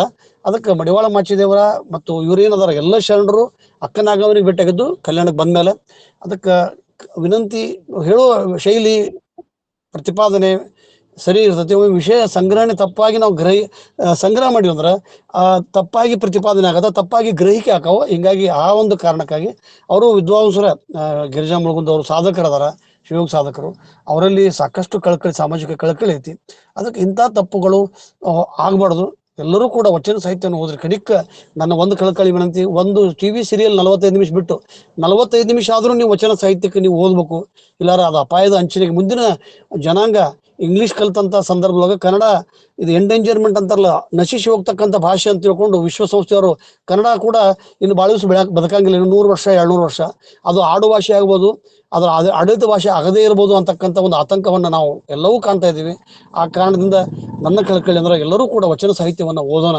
ಚಂದಿಮರಸರಂತೂ ಒಂದು ವಚನದೊಳಗ ತೃತೀಯ ಲಿಂಗಿಗಳ ಬಗ್ಗೆ ಬಹಳ ಹೆಂಗಂದ್ರ ಜೇಡರದಾಶಿಮಯ್ಯ ಒಳಗೆ ಸುಳಿವಾತ್ಮನ ಗಂಡು ಹೆಣ್ಣು ಅಲ್ಲ ಗಂಡು ಅಂತ ಅಷ್ಟಕ್ಕೆ ಬಿಟ್ರೆ ತೃತೀಯ ಲಿಂಗಿಗಳ ಬಗ್ಗೆ ಕಾಳಜಿಯನ್ನು ವ್ಯಕ್ತಪಡಿಸತಕ್ಕಂಥ ಚಂದಿಮರಸ ಬಹಳ ದೊಡ್ಡ ಶರಣ. ಅವರ ಕಡೆಗೂ ಸಿದ್ದರಾಮ ಹೋಗಿರ್ತಾರೆ. ಯಾಕಂದ್ರೆ ಸಿದ್ದರಾಮೇಶ್ವರ ಗುಡಿ ಐತಲ್ಲಿ ಇಲ್ಲಿ ಬೀಳಿಗೆಗೆ, ಚಿಮ್ಮಲಿಗೆಗೆ. ಹೀಗಾಗಿ ಆ ನದಿಯ ದಂಡೆ ಮೇಲೆ ಸಾಧಕನ ಮಾಡಿ ಒಬ್ಬ ಬ್ರಾಹ್ಮಣನಾದವ ಬ್ರಾಹ್ಮಣ್ಯವನ್ನ ತೋರಿದು ಶರಣ ಧರ್ಮವನ್ನು ಸ್ವೀಕಾರ ಮಾಡಿದ. ಹಿಂಗಾಗಿ ಶಿಮ್ಮಲಿಗೆ ಒಂದು 100-200 ವಚನಗಳು ಅವರು ಕಂಡು ಬರ್ತಾವು. ತತ್ವನಿಷ್ಠ, ಲಿಂಗನಿಷ್ಠರು ಅಂತ ಒಂದು ವಿಚಾರಧಾರೆಯನ್ನ ನಾವು ಜನರಿಗೆ ಪ್ರತಿಪಾದನೆ ಮಾಡ್ಬೇಕು. ಕೆ.ಸಿ. ಪಾಟೀಲ್ ಪಾಪ ವಯೋವೃದ್ಧರು, ಎಷ್ಟು ಕಳಕಳಿ ಕಾಳಜಿ ಅಂತಂದ್ರೆ ಒಮ್ಮೆ 2 ಸಲ ಮಾತಾಡೀನಿ. ಅವ್ರಿಗೆ ಎಷ್ಟು ಕಳಕಳಿ ಅಂತಂದ್ರೆ ನಾನು ಮಾತಾಡ್ಬೇಕು, ಇದನ್ನ ಮಾತಾಡೋದಲ್ರಿ, ನಾವು ಮಾತಾಡ್ರಿ ಅಂತ ನಾನು ಅವ್ರಿಗೆ ಮಾರ್ಗದರ್ಶನ ಮಾಡ್ರಿ. ಇಲ್ಲ ನಾನು ಅನಿಸಿಕೆ, ಅದು ದೊಡ್ಡ ಗುಣ. ನಾನು ಕಿಂಕರನಾಗ್ತಾನ ಅವ್ನು ನಿಜವಾಗಿ ಶಂಕರನಾಗ್ತಾನ, ಶಂಕರನಾಗಕ್ಕೆ ಹೋದ ಕಿಂಕರಾಗ್ತಾನ. ಉದ್ದೇಶ ಅಂತಂದ್ರೆ ನಾವು ಕಾಳಜಿಪೂರ್ವಕವಾಗಿ ನಮ್ಮ ವಿಚಾರಗಳನ್ನ ನೇರವಾಗಿ ಹೇಳ್ತಕ್ಕಂಥ ಕೆಲಸವನ್ನು ಮಾಡಬೇಕು. ಒಳ್ಳೆಯ ಉಪನ್ಯಾಸಗಳು ಆರಂಭವಾಗಲಿ. ನಮಗಿನ್ನೂ ನಮ್ಮಲ್ಲಿ ಹಿರಿಯರು, ಮಾರ್ಗದರ್ಶಕರು ಸಾಕಷ್ಟು ಜನ ಇದ್ದಾರೆ. Doctor B R. ಪೊಲೀಸ್ ಪಾಟೀಲ್ ಅಂತವ್ರು, ಅವರ ಒಂದು ದತ್ತಿ ಅವರ ಉಪನ್ಯಾಸವನ್ನ ನಾವು ಕೇಳೋಣ. ಆಮೇಲೆ ಅವರ ಅಭಿನಂದನಾ ಗ್ರಂಥವನ್ನು ಕೂಡ ಈಗ ಆರಂಭ ಮಾಡೀವಿ. ನಾವೆಲ್ಲರೂ ಕೂಡ ಒಂದು ಮನೋಧೈರ್ಯವನ್ನ ಗಟ್ಟಿಯಾಗಿ ಮಾಡಿಕೊಂಡು ವಚನ ಸಾಹಿತ್ಯಕ್ಕೆ ನಾವು ಭದ್ರಾಗ್ತಕ್ಕಂಥ ಕಾರ್ಯ ನಾವು ಮಾಡಬೇಕು ಅಂತ ಹೇಳ್ಕೊಂಡು ಹೇಳಿ ನನಗೆ ಅವಕಾಶ ಮಾಡಿಕೊಟ್ಟಂತ ಸಂಘಟಕರಿಗೆ ಭಕ್ತಿಪೂರ್ವಕ ಶರಣಾರ್ಥಿಗಳು.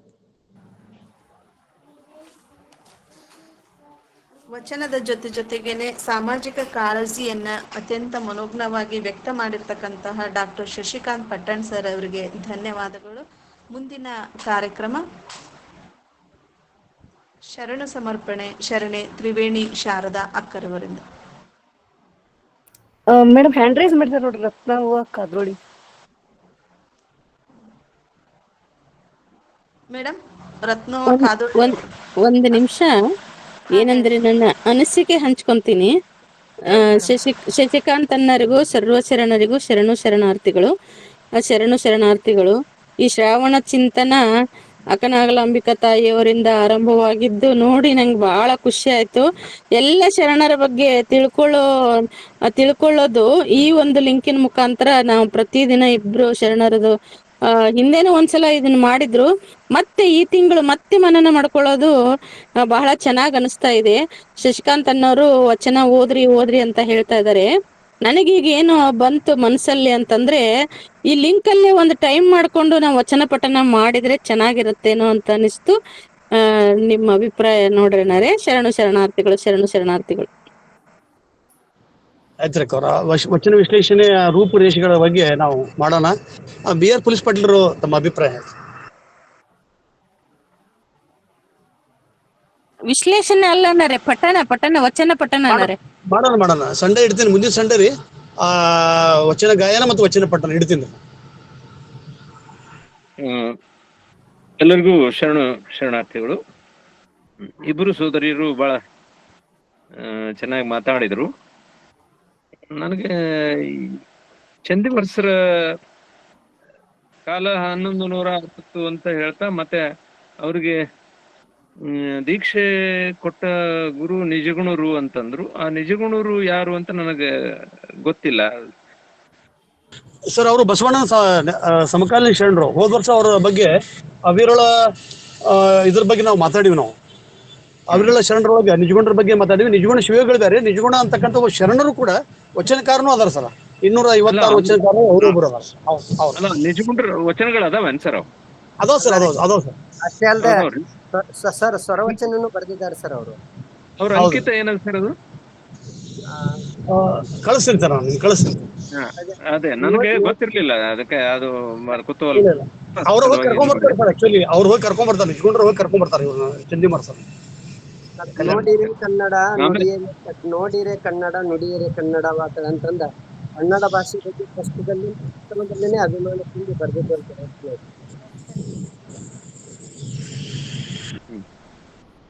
ವಚನ ಚಳವಳಿಯ ಬಗ್ಗೆ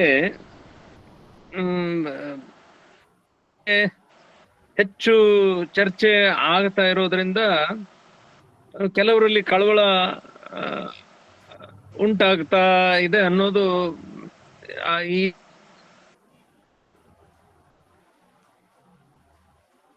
ಜಗತ್ತಿಗೆ ಅತ್ಯಂತ ಮಾರ್ಗದರ್ಶಿ ಆದಂತ ಯಾವ್ದಾದ್ರು ಒಂದು ಧರ್ಮ ಮತ್ತು ಸಾಹಿತ್ಯ ಇದ್ರೆ ಅದು ಲಿಂಗಾಯತ ಧರ್ಮ ಮತ್ತು ವಚನ ಸಾಹಿತ್ಯ ಅಂತ ಅನ್ನೋದು ಜಾಗತಿಕ ಮಟ್ಟದಲ್ಲಿ ಜನರಿಗೆ ಅರಿವಿಗೆ ಬರ್ತಾ ಇದೆ. ಸೊ ಇದನ್ನ ಸಹಿಸ್ಕೊಳ್ಳಿಕ್ಕೆ ಕೆಲವು ಜನರಿಗೆ ಆಗ್ತಾ ಇಲ್ಲ.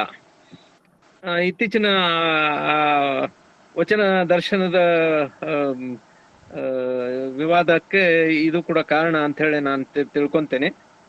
ಪಟ್ಟಣ್ ಸರ್, ನೀವೇನು ಅದ್ರ ಬಗ್ಗೆ ಇದನ್ನ ಮಾಡ್ಬೇಡ್ರಿ. ಏನು ಆಂದೋಲನ ಮಾಡ್ಬೇಕು ಅದನ್ನ ನಾವು ಮಾಡೋಣ. ನಾನ್ ನಿಮ್ ಜೊತೆಗೆ ಚರ್ಚೆಗೆ ಮಾತಾಡಿದ್ವಿ ಸ್ವಾಮಿಗಳ ಜೊತೆಗೆ. ಅವ್ರಿಗೆ ಪೂರ್ವಾಗ್ರಹ ಪೀಡಿತರಾಗ್ಯಾರ್ರಿ ಸಂಪೂರ್ಣವಾಗಿ. ಅವ್ರು ನನ್ಗೆ ಜೊತೆಗೆ ಹೇಳಿ ಒಂದು 25 ನಿಮಿಷ ಮಾತಾಡಿದೆ.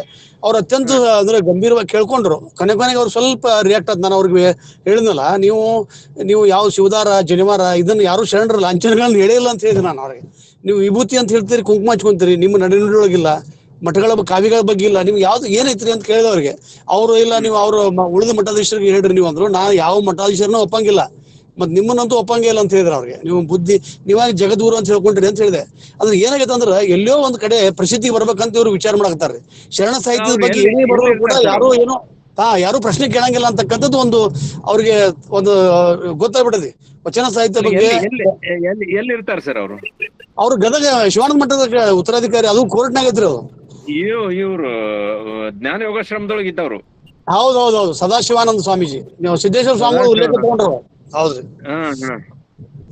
ಸ್ವಲ್ಪ ನೀವು ಮಾತಾಡಿದವ್ರಿಗೆ, ಯಾಕಂದ್ರ ಅವ್ರು ಮಾತಾಡಿದ್ರು ಬಸವಣ್ಣಗೆ ಪೆಟ್ಟು ಬಿತ್ತು, ಕೂಡಲ ಸಂಗಮಕ್ಕೆ ಹೋದ.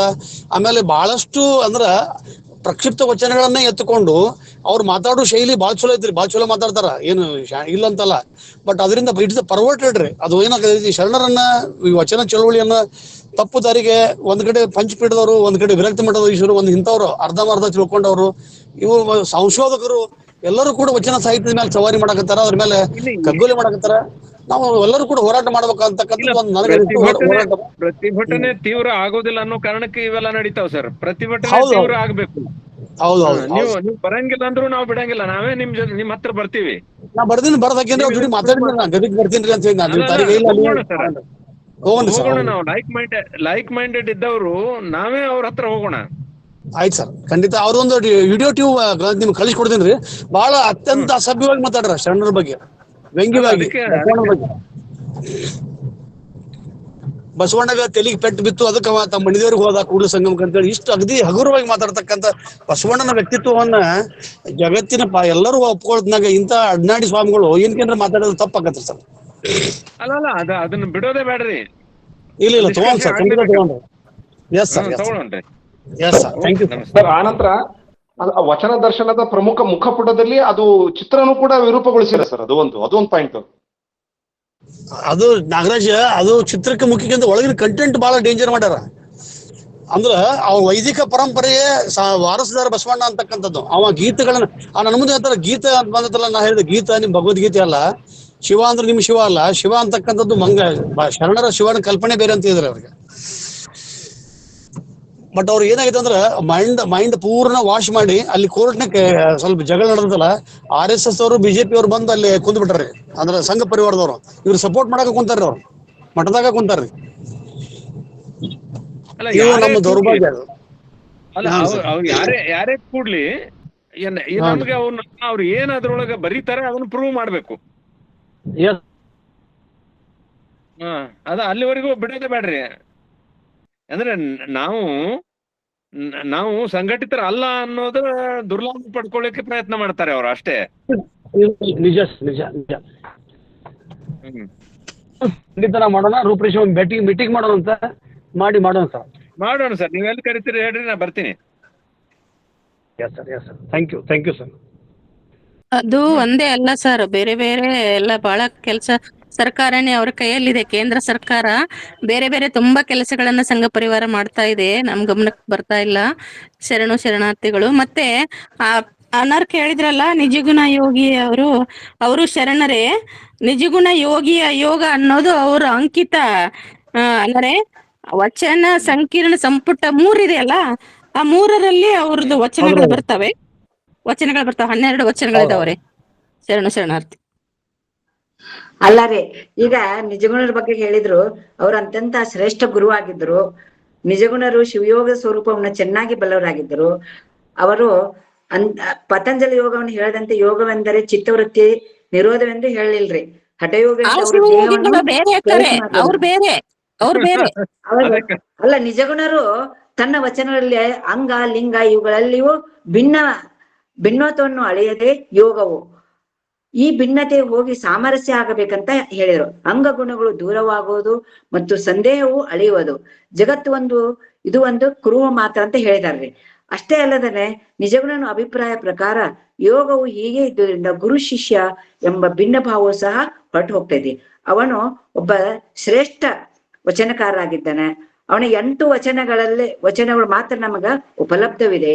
ಅವುಗಳಲ್ಲಿ ಮೇಲಿನ ಅಭಿಪ್ರಾಯಗಳು ಇರ್ತಾವ. ಘನಲಿಂಗನು ತನ್ನ 20ನೇ ವಚನದಲ್ಲಿ ಇವನನ್ನು ಕುರಿತು ಬಹಳವಾಗಿ ಉಲ್ಲೇಖಿಸಿದ್ದಾರೆ. ಈ ಪ್ರಕಾರ ನಿಜಗುಣನು ಉಚ್ಚ ಸ್ಥಿತಿಯಲ್ಲಿ ಹೊಂದಿ ಚಿಮ್ಮಲೆಯಲ್ಲೇ ಐಕ್ಯರಾದರು. ಅಲ್ಲಿ ಐಕ್ಯ ಹೊಂದ ಸ್ಥಳದಲ್ಲಿ ಇವರ ನಿಜಗುಣೇಶ್ವರ ಲಿಂಗ ಎಂಬ ದೇವಸ್ಥಾನವಿದೆ. ಈಗಾದ್ರೂ ಸಹ ನಾವು ನೋಡ್ಬೋದು. ಹೀಗೆ ನಿಜಗುಣನ ಹೆಸರು ಗಣಸಹಸ್ರದಲ್ಲಿಯೂ ಬಂದಿರ್ತದೆ. ಇವರು ಎಲ್ಲ ಅಲಕ್ಷಿತ ಶರಣರೇ. ಹೆಚ್ಚು ಜನರಿಗೆ ಪ್ರಚಾರವಿಲ್ಲ ಈಗ. ಆದ್ರಿಂದ ಈ ಪ್ರಚಾರ ಆಗ್ಲಿ, ಎಲ್ಲರೂ ಬೇರೆ ಬೇರೆ ಶರಣರ, ಅಲಕ್ಷಿತ ಶರಣರ ಅಥವಾ ಅವಿರಳ ಶರಣರು ತಿಳ್ಕೊಳ್ಳಲಿ ಅಂತ ಹೇಳಿ ನಮ್ಮ ಮಾರ್ಗದರ್ಶಕರು ಇಂತ ಒಂದು ಕಾರ್ಯಕ್ರಮ ಇಟ್ಕೊಂಡಿದ್ದಾರೆ. ಎಲ್ಲರೂ ಬೇರೆ ಬೇರೆ ಎಲ್ಲರಿಗೂ ಸಿದ್ದರಾಮೇಶ್ವರು, ಅಕ್ಕಮಹಾದೇವಿ, ಆಮೇಲೆ ಅಲ್ಲಂ ಪ್ರಭು ಇವರೆಲ್ಲ ಪರಿಚಯ ಇದಾರ. ಯಾರ ಪರಿಚಯ ಇಲ್ಲ ಅವ್ರನ್ನ ಪರಿಚಯ ಮಾಡಿಕೊಡೋದೇ ಈ ಗೂಗಲ್ ಮೀಟದ ಉದ್ದೇಶ ಆಗಿದೆ. ಆಮೇಲೆ ಅಕ್ಕವ್ರೆ, ನೀವು ಹೇಳಿದ್ರಲ್ಲ ಕೇಂದ್ರ ಸರ್ಕಾರ ಅವ್ರ ಕೈಯಲ್ಲಿದೆ ಇವು ಕೂಡ ಪೂರ್ವಗ್ರಹ ಆಗಬಾರದು ನಮಗೆ. ಮೋದಿಯವರು ಸ್ವತಃ ಮಹಾತ್ಮ ಬಸವೇಶ್ವರರ ಬಗ್ಗೆ ಗೌರವ ಇಟ್ಕೊಂಡು ಮಾತಾಡಿದ್ದಾರೆ ಕೆಲವು ಸಂದರ್ಭದಲ್ಲಿ. ಹಂಗಾಗಿ ಅದನ್ನ ಎಲ್ಲರನ್ನೂ ಒಂದೇ ಇದಕ್ಕೇನೆ ನಾವು ತೂಗೋದು ಬೇಡ. ನಮಗೀಗ ಬೇಕಾಗಿರೋದು ಏನು ಅಂದ್ರೆ, ಎಲ್ಲಿ ಅನ್ಯಾಯ ಆಗ್ತದೆ ಪ್ರತಿಭಟನೆ ಮಾಡೋಣ. ಯಾರೇ ಮಾಡ್ಲಿರ್ಲಿ, ಅದು ನಮ್ಮ ಅಪ್ಪನೇ ಮಾಡಿರ್ಲಿ, ಪ್ರತಿಭಟನೆ ಮಾಡ್ಬೇಕು ನಾವು. ಪ್ರತಿಭಟನೆ ತೀವ್ರ ಸ್ವರೂಪದ್ದಾಗ್ಬೇಕು. ಶಿವಾನಂದ ಅರ್ಮಾಯಿ ಸರ್ ಅಂದ್ರಲ್ರಿ, ಅವರು ವಚನಗಳನ್ನ ಅಷ್ಟೇ ಬರೆಯೋದಲ್ದೆ ಕೆಲವೊಂದಿಷ್ಟು ಸ್ವರವಚನಗಳನ್ನ ಸಹಿತ ಬರೆದಿದ್ದಾರೆ ನಿಜಗೊಂಡ್ರು. ನೋಡಿರೆ ಕನ್ನಡವ ನುಡಿಸಿರೆ ಕನ್ನಡವ ತಲೆ ಒಲಿಯುತ್ತ ಬಂದು ಕುಣಿವ ಕನ್ನಡ ಅಂದೇ ಹುಟ್ಟಿತ್ತೊಂದು ವರ್ಣದ ಬಳ್ಳಿ ಎತ್ತೆನೆಂದೆಡೆ ಏಳೋದು ಕಿತ್ತೆನೆಂದೆಡೆ ಕೀಳದು ನಿಜಗುಣ ಗುರು ಸಿದ್ದರಾಮನ ಕನ್ನಡವ ನಿಜಲಿಂಗ ಲೀಲೆಯೊಳ ಕುಣಿವ ಕನ್ನಡವ ಅಂತ ಅತ್ಯಂತ ಅಭಿಮಾನದಿಂದ ಹಾಡಿ ಹೊಗಳಿದ್ದಾರೆ ಸರ್. ಇವು ಎಲ್ಲ ಕನ್ನಡದ ಪ್ರಜ್ಞೆ ಜೊತೆಗೆ ರಸವತ್ತಾಗಿರ್ತಕ್ಕಂಥ ಸ್ವರವಚನಗಳನ್ನ ಸಹಿತ ಅವ್ರು ಬರ್ದಿದ್ದಾರೆ ಸರ್. ಅವ್ರು ಅದನ್ನ ಹೇಳ್ಬೇಕಂತ ಅನಿಸ್ತಾರೆ. ಧನ್ಯವಾದ. ಶೈಲಜಾ ಮುಂತೋಡೆ ಹ್ಯಾಂಡ್ ತೆಗ್ಗಿ ಮೇಡಮ್ ಹ್ಯಾಂಡ್ ರೈಸ್ ಮಾಡಿದ್ದಾರೆ, ಮಾತಾಡಿದ್ರೆ ಕಾಣ್ತಾವ್ರೆ. ಶೈಲಜಾ ಮುಂತೋಡ್ರಿ ಪವರ್ ಶೀಟರ್. ಶರಣ ಸಮರ್ಪಣೆ ಶರಣೆ ತ್ರಿವೇಣಿ ವಾರದವರಿಂದ. ಓಂ ಶ್ರೀ ಗುರು ಬಸವಲಿಂಗಾಯ ನಮಃ. ಸರ್ವರಿಗೂ ಶರಣು ಶರಣಾರ್ಥಿಗಳು. ಇಂದು ಸುಶ್ರಾವಾಗಿ ವಚನಗೀತೆ ಹಾಡಿ ಪ್ರಾರ್ಥನೆ ಮಾಡಿದಂತ ಶರಣೆ ವಿದ್ಯಾ ಮುಗ್ಧಂ ಅವರಿಗೆ ಧನ್ಯವಾದಗಳೊಂದಿಗೆ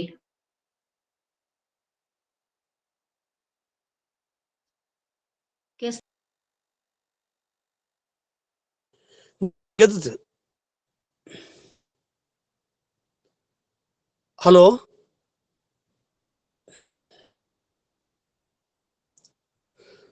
ಸುಧಾ ಮೇಡಮ್ ಕಂಟಿನ್ಯೂ ಮಾಡ್ರಿ.